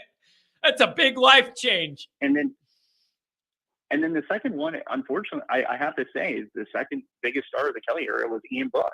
I mean, he went to two Final Fours. He broke a lot of the records. He doesn't match up in terms of caliber star as to Tim Brown, Rocket Ismail, Jerome Bettis. Yeah. So I'm telling you that if CJ Carr pays dividends, like if he's the most hyped quarterback since Jimmy Clausen, if he turns out to actually be that good, it changes a lot. And then you got Cam Williams coming in. It changes the dynamic. They're not selling their tickets. Yeah, it changes the dynamic. Like, dude, why can't listen? Like, you brought up Ian Book. I would love for one of these guys to be a Notre Dame quarterback that's at that level. And you could bring back that Notre Dame quarterback nostalgia and being the pretty boy Notre Dame All-American boy quarterback. And he's good, and he's winning games, and we're doing all that. One of these young guys, I hope, is that you could hitch the wagons to here and grow that. Yeah. Well, I personally think Ian Book doesn't get enough respect online for Notre Dame fans. They act like he was a scrub or something. And he definitely, he was not Joe Montana, but he definitely had games where he put Notre Dame on their back and they won it. Two in my mind stick out. That Pitt game when Pitt was at Notre Dame, where the team just like was sleepwalking through the whole game. He led a 90-yard drive to win the game. And then the North Carolina game during the COVID season, he just totally outplayed the NFL quarterback, caliber quarterback at UNC, and basically clinched the season for us. And we ended up losing to Clemson. I feel like is the argument with Book. Here's what I always thought. I feel like he got a lot of run out of his physical capabilities. Like he got a lot out of what he could do. There was just certain things that were limiting him to the point where you could never get past a certain level with some of the passing stuff and all that. But man, that guy played hard. He gave you everything he had. He was tough all day. He just was never going to be elite passing Heisman quarterback type guy. I tend to disagree with you. He's not going to be, Justin Herbert or something like that, where he's 6'5" and he's got a rocket. But look at the roster construction. Kelly literally built the roster like Stanford teams, during Harbaugh, and it was done purposefully. They were not going out and getting. That's what I was going to ask you. What I was going to ask you. Did they do that with that vision in mind, or did they do that by default because they 100%. couldn't get better talent? So then Kelly realized, well, then I guess this is our path. You get what I mean? Those are very different things. Yeah, he 100% did that. He remember his first 2 years were sort of mixed in Notre Dame. I mean, they showed improvement from the Weiss era, but I think he definitely made a calculation. He looked at what Harbaugh was doing, so he threw out his like spread offense from Cincinnati, and he's like, I'll run a college version of a pro style offense. Like if you look at Chip Long, what was his name? Chip. The former offense coordinator, he sort of brought in a spread pro style Tommy Rees copied that, and I think it was just, hey, we're going to be similar to Stanford, but the problem was for Kelly is he's not Jim Harbaugh, and he doesn't develop quarterbacks the way Jim Harbaugh develops them, and so that's where they came up short. But I think Ian Book was pretty good, and if he had a guy like Tim Brown to throw to, or you know what I mean, like an elite 5-star wide receiver, Ian Book would go down in history. But instead, he had tight ends, and it's like, even though we had awesome tight ends in college, especially the way Notre Dame develops tight ends, which they make them look like offensive linemen. They're not super athletic; they're like huge guys. You're not going to like throw 80-yard touchdowns every game to a tight end. So I think that limited him. But if he had, so I think that's the hope, is that Marcus Freeman says, hey, this is a new era for Notre Dame. I'm going to recruit really hard, but I'm going to bring in stars that will pack the stadium. Because even when Lou had so-called down years where they weren't competing for the championship, they still had players that you wanted to see, like Jerome Bettis. Like I would throw out Rick Meyer was a player you wanted to see. And even like the hype of Ron Paulus, like he did not. There was a lot of hype. Turn out. Yeah, but like, when's the last time Notre Dame brought in a player with that much hype? So it's like that. Like, people wanted to see what Ron Paulus was all about, and so I think that the hope is Marcus Freeman, brings in those types of players, and that rebuilds interest in the team. So, and by the way, the network, NBC, they want stars. They want to market stars. So if you give them bland talent, they're going to put you on the back burner. So, but if they had, if Hartman, let's say Hartman balls out, throws 5 TDs against NC State, they're going to be promoting the heck out of Notre Dame. And I'll just harken back to the 2005 game against USC. Like, Notre Dame was really doing nothing during the entire Bob Davies era. And then all of a sudden, they even lost a game before they played USC. But that game was so hyped because there was a different feeling at that time around 2005. Like, we actually do have a star quarterback. We have a star wide receiver. Yeah. And at the time, Charlie Weiss was sort of a star. So it's like NBC promoted the heck out of the game because they want star power. So that's how you turn things around, I think, with not selling tickets to other fans. I think actually Hartman could play a big role into selling a good TV deal, especially if he gets into the Heisman race. Yeah, nope. Those are all really, really good points. And the stars that John Q. Public recognized tend to be skill guys, your quarterbacks, your wide receivers, running back breaking 100-yard run, whatever. And that's where we need to get better at too, practically and perceptually, we need to weight some of our high-end talent into those areas. Quarterback, wide receivers, whatever. I want to see more of that. And I think we will this year. Definitely. And then just the last point is I think that if we want to get really hyped for that Ohio State game, we need to blow the doors off of NC State. So, there's been a lot of talk of like, hey, let's just go down there and get a W and move on. And I think that that game is real pivotal. I think we're going to learn a lot about Notre Dame in that game because if you remember last year, Notre Dame had a problem on third down, corralling quarterbacks who had a little bit of wiggle. And there was a problem all year. All year that seemed to be an issue. Yeah. And then it came home to roost against USC 90 times that night and 90 holding calls later. But, I'll let that go.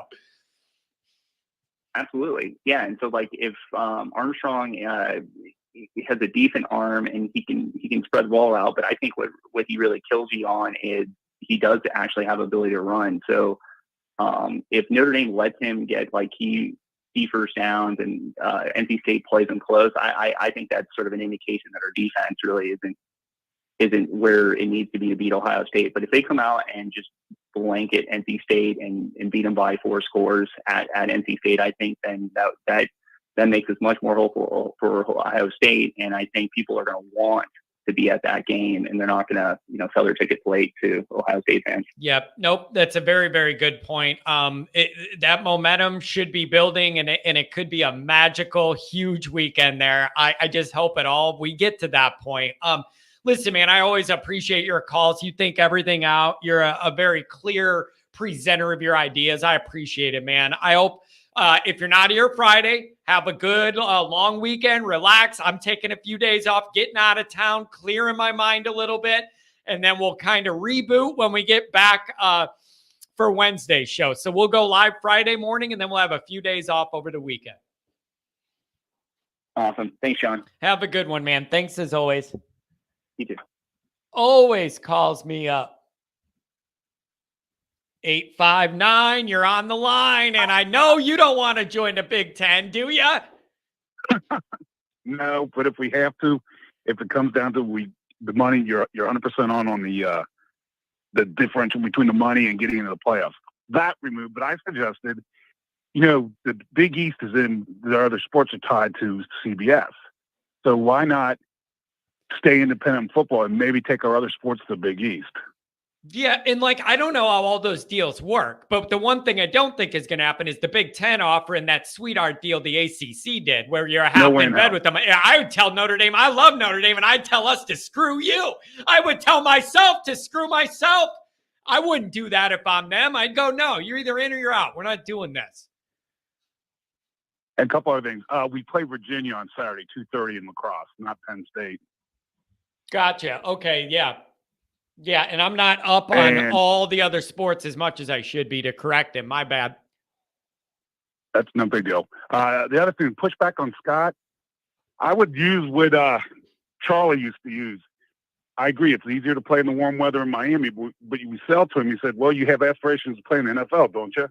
How many Northern teams are there? Yep.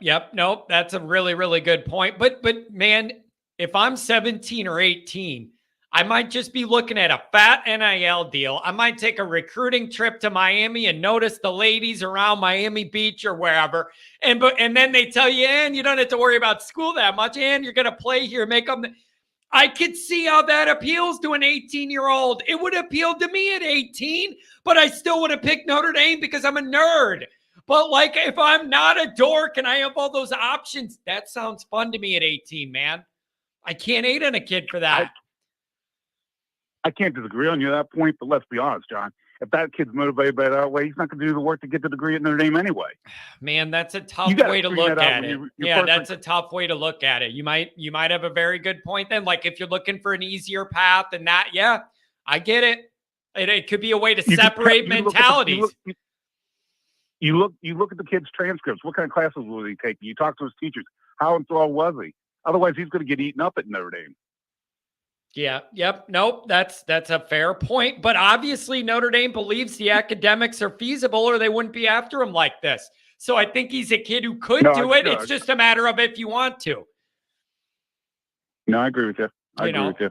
But on the other point, we had a few more big stars besides Ian Book, for God's sakes.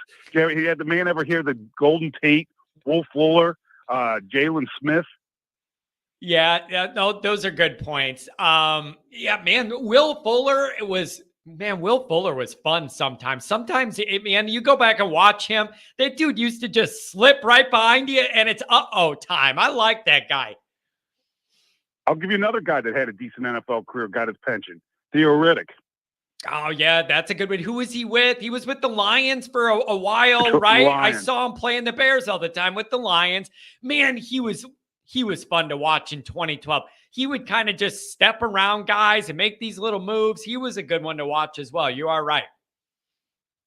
And another guy, he would have probably been a first ballot Hall of Famer in the NFL if he could have stayed on the field. Tyler Eifert. Tyler Eifert, man, it was fun watching that guy catch balls. And then, you know who else I always love seeing do this at a high level for a very long time, but isn't going to get all the star credit? Harrison Smith back there. I always love Harrison Smith and just the brain he has for that position at Notre Dame in the NFL. I love it. I believe at one time, and he may be now, he was the highest paid safety in the NFL. Yeah, and I just love the way he thinks the game.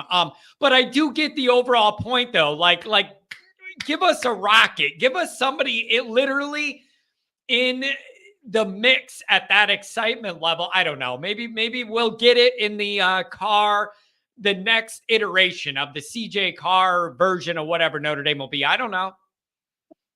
Well, the big thing we haven't had, and let's face it, he could do it at UC, but he didn't do it at Notre Dame. We've never had the big time quarterback develop. That's why we never won. Think of the years when we had the great defense. If we had had a good quarterback, we would have been fine. It's a huge Especially problem, 2012. man. It's the most important individual position in all of sports, and we were not good at recruiting and developing it, and that is a huge problem. One of the biggest ones of the Kelly era. I go over the stats all the time. The longer those guys played here, the worse the numbers went. It's the ultimate red flag. He was too lazy to recruit. That's what the bottom line was. Yeah, but He even made the us relevant, development, like you recruit, but even the development, something went wrong because the stats went down, not up, the longer they were here. That shouldn't happen if you're doing things right and building a roster right. The hell? No, you're 100% right. But who knows? I don't know what his deal was. Yeah, I don't know. And so, I don't know, man. It's just going to be interesting. But this is a big year, and Notre Dame needs to play 4 really positive, strong games in a row, trending up. Everything's leading to Ohio State. And then you get that win somehow, some way, and we get this thing going. My question to you is, are you going to put Freeman on the hot seat if he doesn't win at least 10 games? If he doesn't win what? 10 games. If he doesn't win a minimum of 10 games. If he doesn't win 10 games, if it's like 9, I'm not going to be happy. But depending on what I see going on in recruiting, I'm not going to put him on the hot seat, but I'm going to put him on I'm uncomfortable with this seat. And the administration's not going to put him on the hot seat. But if you're asking me, I'd be very disappointed and concerned. But I'm not going to say hot seat. I got to let that guy get one of these. I need to let Freeman get one of his quarterbacks going his way, his guy. I think I want to see what that looks like before I get too worked up. Can we clear the air to get to a point where it's his guy and it's new and I want to see that next iteration, and we're just not there yet. Well, just remember, Holt's second year, 8-4 and got blown out in the bowl game. Yeah. So I think you judge him after the year 3. All these fans that are on his head, could we let the man coach out, please? Yeah. But the thing, like you brought up a very good point, is what scares me is if we do beat Ohio State and Michigan beats Ohio State, do they come calling if Freeman has a good year this year? Yeah. Because it's a lot easier. I don't have to go through the headaches. I got pushback on my offensive coordinator. Yep. But I think he has bought in. People I've talked to, I have a couple close friends who live in South Bend. He's really bought into Notre Dame and what Notre Dame stands for. Yeah. So that may help us keep him. Yeah. No, but that is the ultimate double-edged sword, man. If you beat Ohio State, then it could make them want him. And if we lose to him, then I'm mad about that. I lose either way. Typical Notre Dame life. Whether we win or lose, John loses no matter what in some way. Oh. Very true. Very true. Well, you have safe travels, and I hope you have a great weekend. Beautiful. Thanks for the call, man. You too. Take care. We got to enjoy this summer while we can relax for a few minutes. Oh, man. 818, good morning. Hey, John, what you know, buddy? Oh, nothing I didn't know yesterday. I'll tell you that. I don't know what I know or not. Everything's in flux, man. Where's Notre Dame going to be on TV? I don't know. Are we going to be in a conference or independent? Well, I don't know. What kind of uniforms are we going to wear? Well, hell, I don't know. What do we know? What do we know is Notre Dame is always in some way, some fashion, always in the news. Oh, I know that for sure. And listen, for a guy who does what I do in my basement every day, it's a good thing because there's never nothing to talk about. That's absolutely true, man. We're constantly relevant. You know, whether we are in the field and even in the down years, we're always relevant. Maybe then because we're not that good and everybody's talking about how bad we are. Yeah. But in some fashion, some form, it does keep it relatively exciting, not necessarily knowing if we're going to be independent or what conference we, will articulate to all those things you just mentioned. Man, that caller a couple ago talked about the star power thing. That is a really, really interesting point. And yeah, that's a whole different. He made me think about it coming from a whole different angle of that. And I think a lot of that makes sense. He always makes me think of stuff. He's a good caller. Oh yeah, yeah. And I thought I said that myself. I think I've always kind of focused on the quarterback position being that problem under Kelly, is that there was never that high-end quarterback play that, generally speaking, can bring out the best in your skill position players too. And I think that is a good point. I also agree with him about Ian Book. Ian Book at times looked elite. I mean, it seemed like he was one of those guys that played with such confidence when he played teams that were, not the top level of college football, but for whatever reason, when he would play Alabama or Clemson, I mean, obviously the 2020 Clemson game at home notwithstanding, there was something that didn't click in his head. He always felt like he was mentally not always there.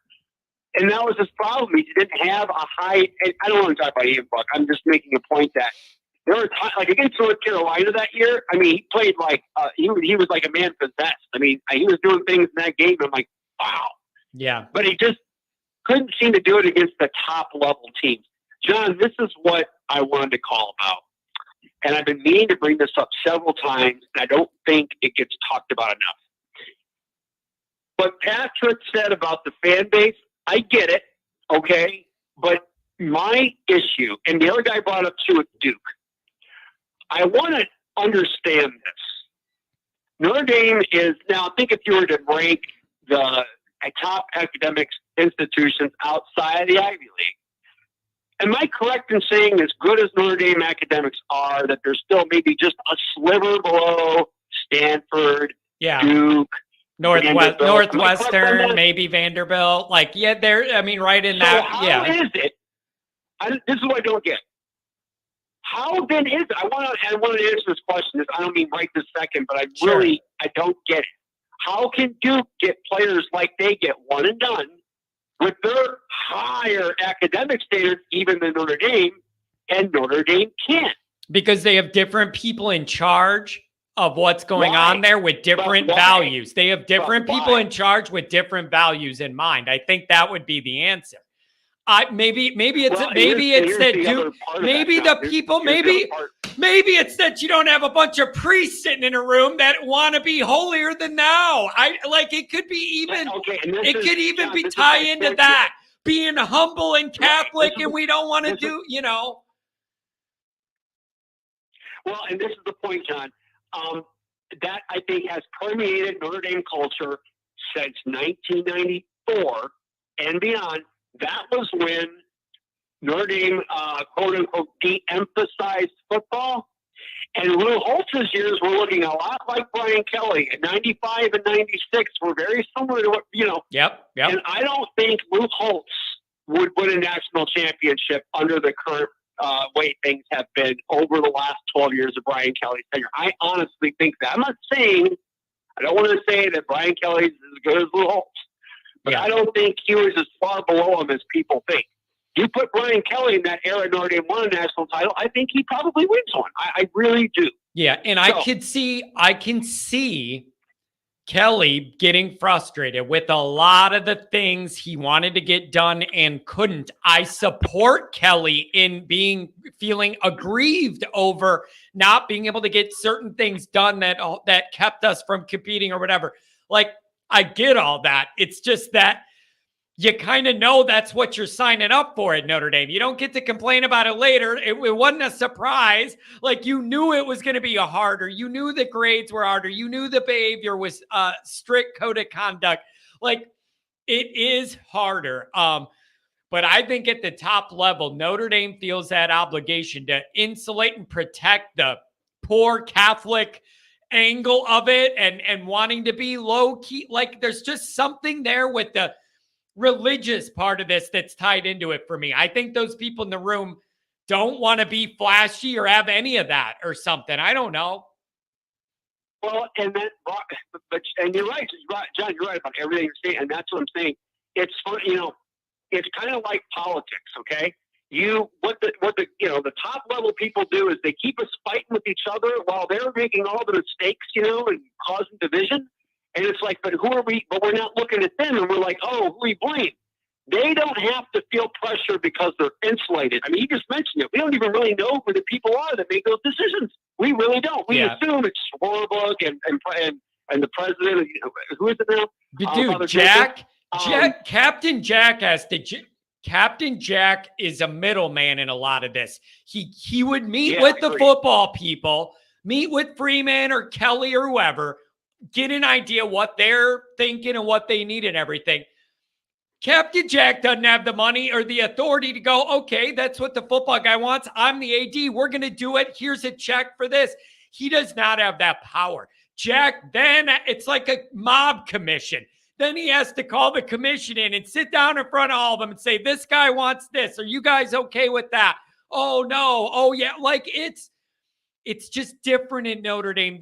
Everything's more complicated. There's more layers to it than there are other places. Well, and that's what I'm saying, John. It's just like I'm getting a little tired of all this. And I'm also getting a little tired of people not bringing this up. Look, we need to start pointing the finger at the admit, because look at, man, what Notre Dame should be, in my opinion, yes, you want to have high academic standards once people get there, okay, and do the work.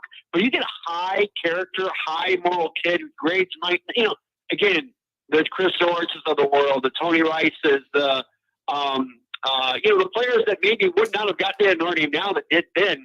Wow, have they not been ambassadors for the university? Or can you imagine? Them not being a part of this culture, why not go back to that model? I don't understand. It's like, what are you doing for? What are you getting out of not doing that? Yeah, I know. No one's going to look at Notre Dame in a certain light. Yeah, I don't understand the me neither. Stupid, egotistical mindset at the very top of the university. I guess that's my point. I don't get. That's a big reason Lou Holtz left. They started clamping down on him on getting some of his exceptions that are the reason he won the national championship was guys like Tony Rice and Zorich and those exemptions to some of the standards. And they end up. They continue to pay back over the years. Yeah. Look how many, how high on the Notre Dame alumni, function. These guys have paid Notre Dame back for years, and they've ended up being the classiest, most well-spoken representatives. Like Tony Rice. Tony Rice was never going to get into Notre Dame, and they have that government exemption program, and Lou got him in and all that. He is an absolute sweetheart of a guy and the most perfect Notre Dame representation of what it should all be. And for some reason, they clamped. I think they didn't like it when Frank Leahy got pretty big and got famous. They didn't like it when Lou did either, and they started clamping down on him and not letting him get some of them guys in. And then Lou knew the writing was on the wall. And if you weren't going to let him get a couple of guys, then here you are. But it blows my mind that the administration doesn't understand. If the football team's winning playoff games, the whole place benefits. Academics, donations, people that want to send their kids there, the media. Everything gets better when the football team's good over there. Everything. Absolutely. 100%, John. And I just wanted to just make that point. I really believe our path to success is the Clemson model. I really believe it. It is the closest. I think Freeman. Good point. Of all Freeman the teams of all the teams that have won championships most recently, Clemson is by far the most similarly built model to Notre Dame by far. I agree with you 100%. And I'm just saying, man, from now on, I really want, all the, micro issues aside, I do believe I have seen from Freeman, I'd be very hard to believe. This guy just seems to get it. And yeah, okay, we had some bumps in the road last year. I expect him to continue to improve.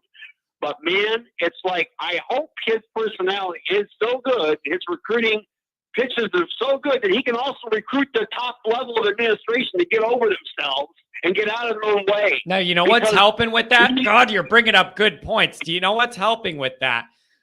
My contacts that have contacts at that level say that matters. He treats everybody wonderfully. And unlike the last guy, within reason, this administration wants to help Freeman in a way they didn't with Kelly because of the difference in how those two communicate and interact at Notre Dame and treat people. That is a big deal to me. Again, and I think that, again, we're headed. I mean, I know we missed out on Dante Moore. I know we missed out on Keeley and the Peyton from, but I don't, Keeley, I think, is a good kid. I just think for whatever reason he was going to go to Alabama. I don't think necessarily the NIL came into as much as people think. The other two, I think it did, but I'll be honest with you, I'm not so sure that there's going to be players that we're going to be in on in the future that aren't going to do that. You know what I mean? That are going to be Notre Dame guys. He just kind of missed out, but we still got that 80% or higher, whatever that is, a blue chip rate. Yeah. Don't you think, though, it's a bad – it was a big hit, though, to have it be the first class that was all under the Freeman regime, and it was him on his own, and we were excited. It just hurts that you strike one, strike two, strike three, you're out year one. That put a big negative in a lot of Notre Dame fans' minds of recruiting. However, sitting at number 4 in the composite, maybe a chance to move up later this afternoon, and we see if it holds this summer into next year. You have a good team on the field next year. Maybe you can maintain that top 5-ish, and then we're cooking. Again, absolutely. And also, just to put a cap on everything, then I'll say goodbye. The Brady Quinn thing that's going on right now, the stuff you brought up about the new NIL plan, I really think I don't think there's any doubt that Brady Quinn will. I would be shocked if when Schwarbrick resigns or whatever, or, leaves or whatever he does, or goes on to bigger and better things in college football higher ups, it's going to be Brady Quinn. I just think it's it just, to me, he's the heir apparent. And I just love that guy. I mean, when I listen to him talk and when I listen to him announce games, and even in sports, in NFL football, Brady Quinn gets it. You know what I mean? And he's a really good ambassador for Notre Dame and college football in general. And he looks good and he's classy and all those things. Yep, man. it all works. I think this is headed in the right direction. And the other thing is, Brady genuinely loves Notre Dame and always has. And there's never any question of where that loyalty, he's the ultimate Notre Dame guy and the quarterback and has the looks and he's put together and he's a smooth talker and he's smart and everybody likes him. In a world where media, everybody's at everybody's throats, you hardly ever hear anybody have a bad word to say about Quinn, at least in the fan base. I mean, I would love to see that because I think he is modern and young enough. He gets the modern dynamic in a way some of the older guys don't. Keep Brady around. That's what I want. Oh, yeah. Yeah, I mean, I really like where things are going with I think that we're really doing some. I know, John, like what you said. It'd be nice to see these things more in headline form as opposed to behind the scenes. But at the end of the day, if it works for them, and it'll get out. It'll get out. It'll spread if it works. It'll get out. Exactly. Yeah. Exactly. Yeah, nope, it'd be great. Hey, great weekend, man. Happy Memorial Day to you. You too. Have a great Memorial Day. We'll be live Friday morning. Then we're going to have a long weekend, and then we'll crank back up, get to the 4th of July, and then after that, it's the final stretch. I'm counting down the weeks. Have an enjoyable, relaxing weekend, my friend. Crystal clear phone line, by the way. I don't know what you did, but this is the best it's ever been in a year, baby. I love it. So thank you for that. Nothing. I'm in the same place I was before. It's absolutely perfect. Crystal clear line. I appreciate it. Have a good Memorial Day, buddy. Have a good one. All right, you too, buddy. Take care. Oh, man, what a good show today. Really, really good, thoughtful callers. I appreciate all of you. Thank you for the donations. Thank you for the chats. We're starting to get some Ohio State people creeping over. And I got a feeling the longer the summer goes, the more of that we're going to have. The Ohio podcast is here. I'm going to be joining them when we get back from Memorial Day. They've asked me on, so I'm going to join them. And we're going to talk Notre Dame, Ohio State, the Big Ten, big picture stuff. I'm sure where Notre Dame will end up. That'll be good to get with some Ohio State people. And then I also have some stuff planned with some Clemson guys. So we'll do some Clemson content in a few weeks as well. And then when we get back from Memorial Day week, I got a big announcement. Johnny Boy's getting more involved here. We're going to push Notre Dame's NIL forward, maybe with Always Irish's help. Think about that. Rattle that around in your mind. And we'll see you live Friday. I'll put a video out tomorrow morning for you to enjoy. Have a good one.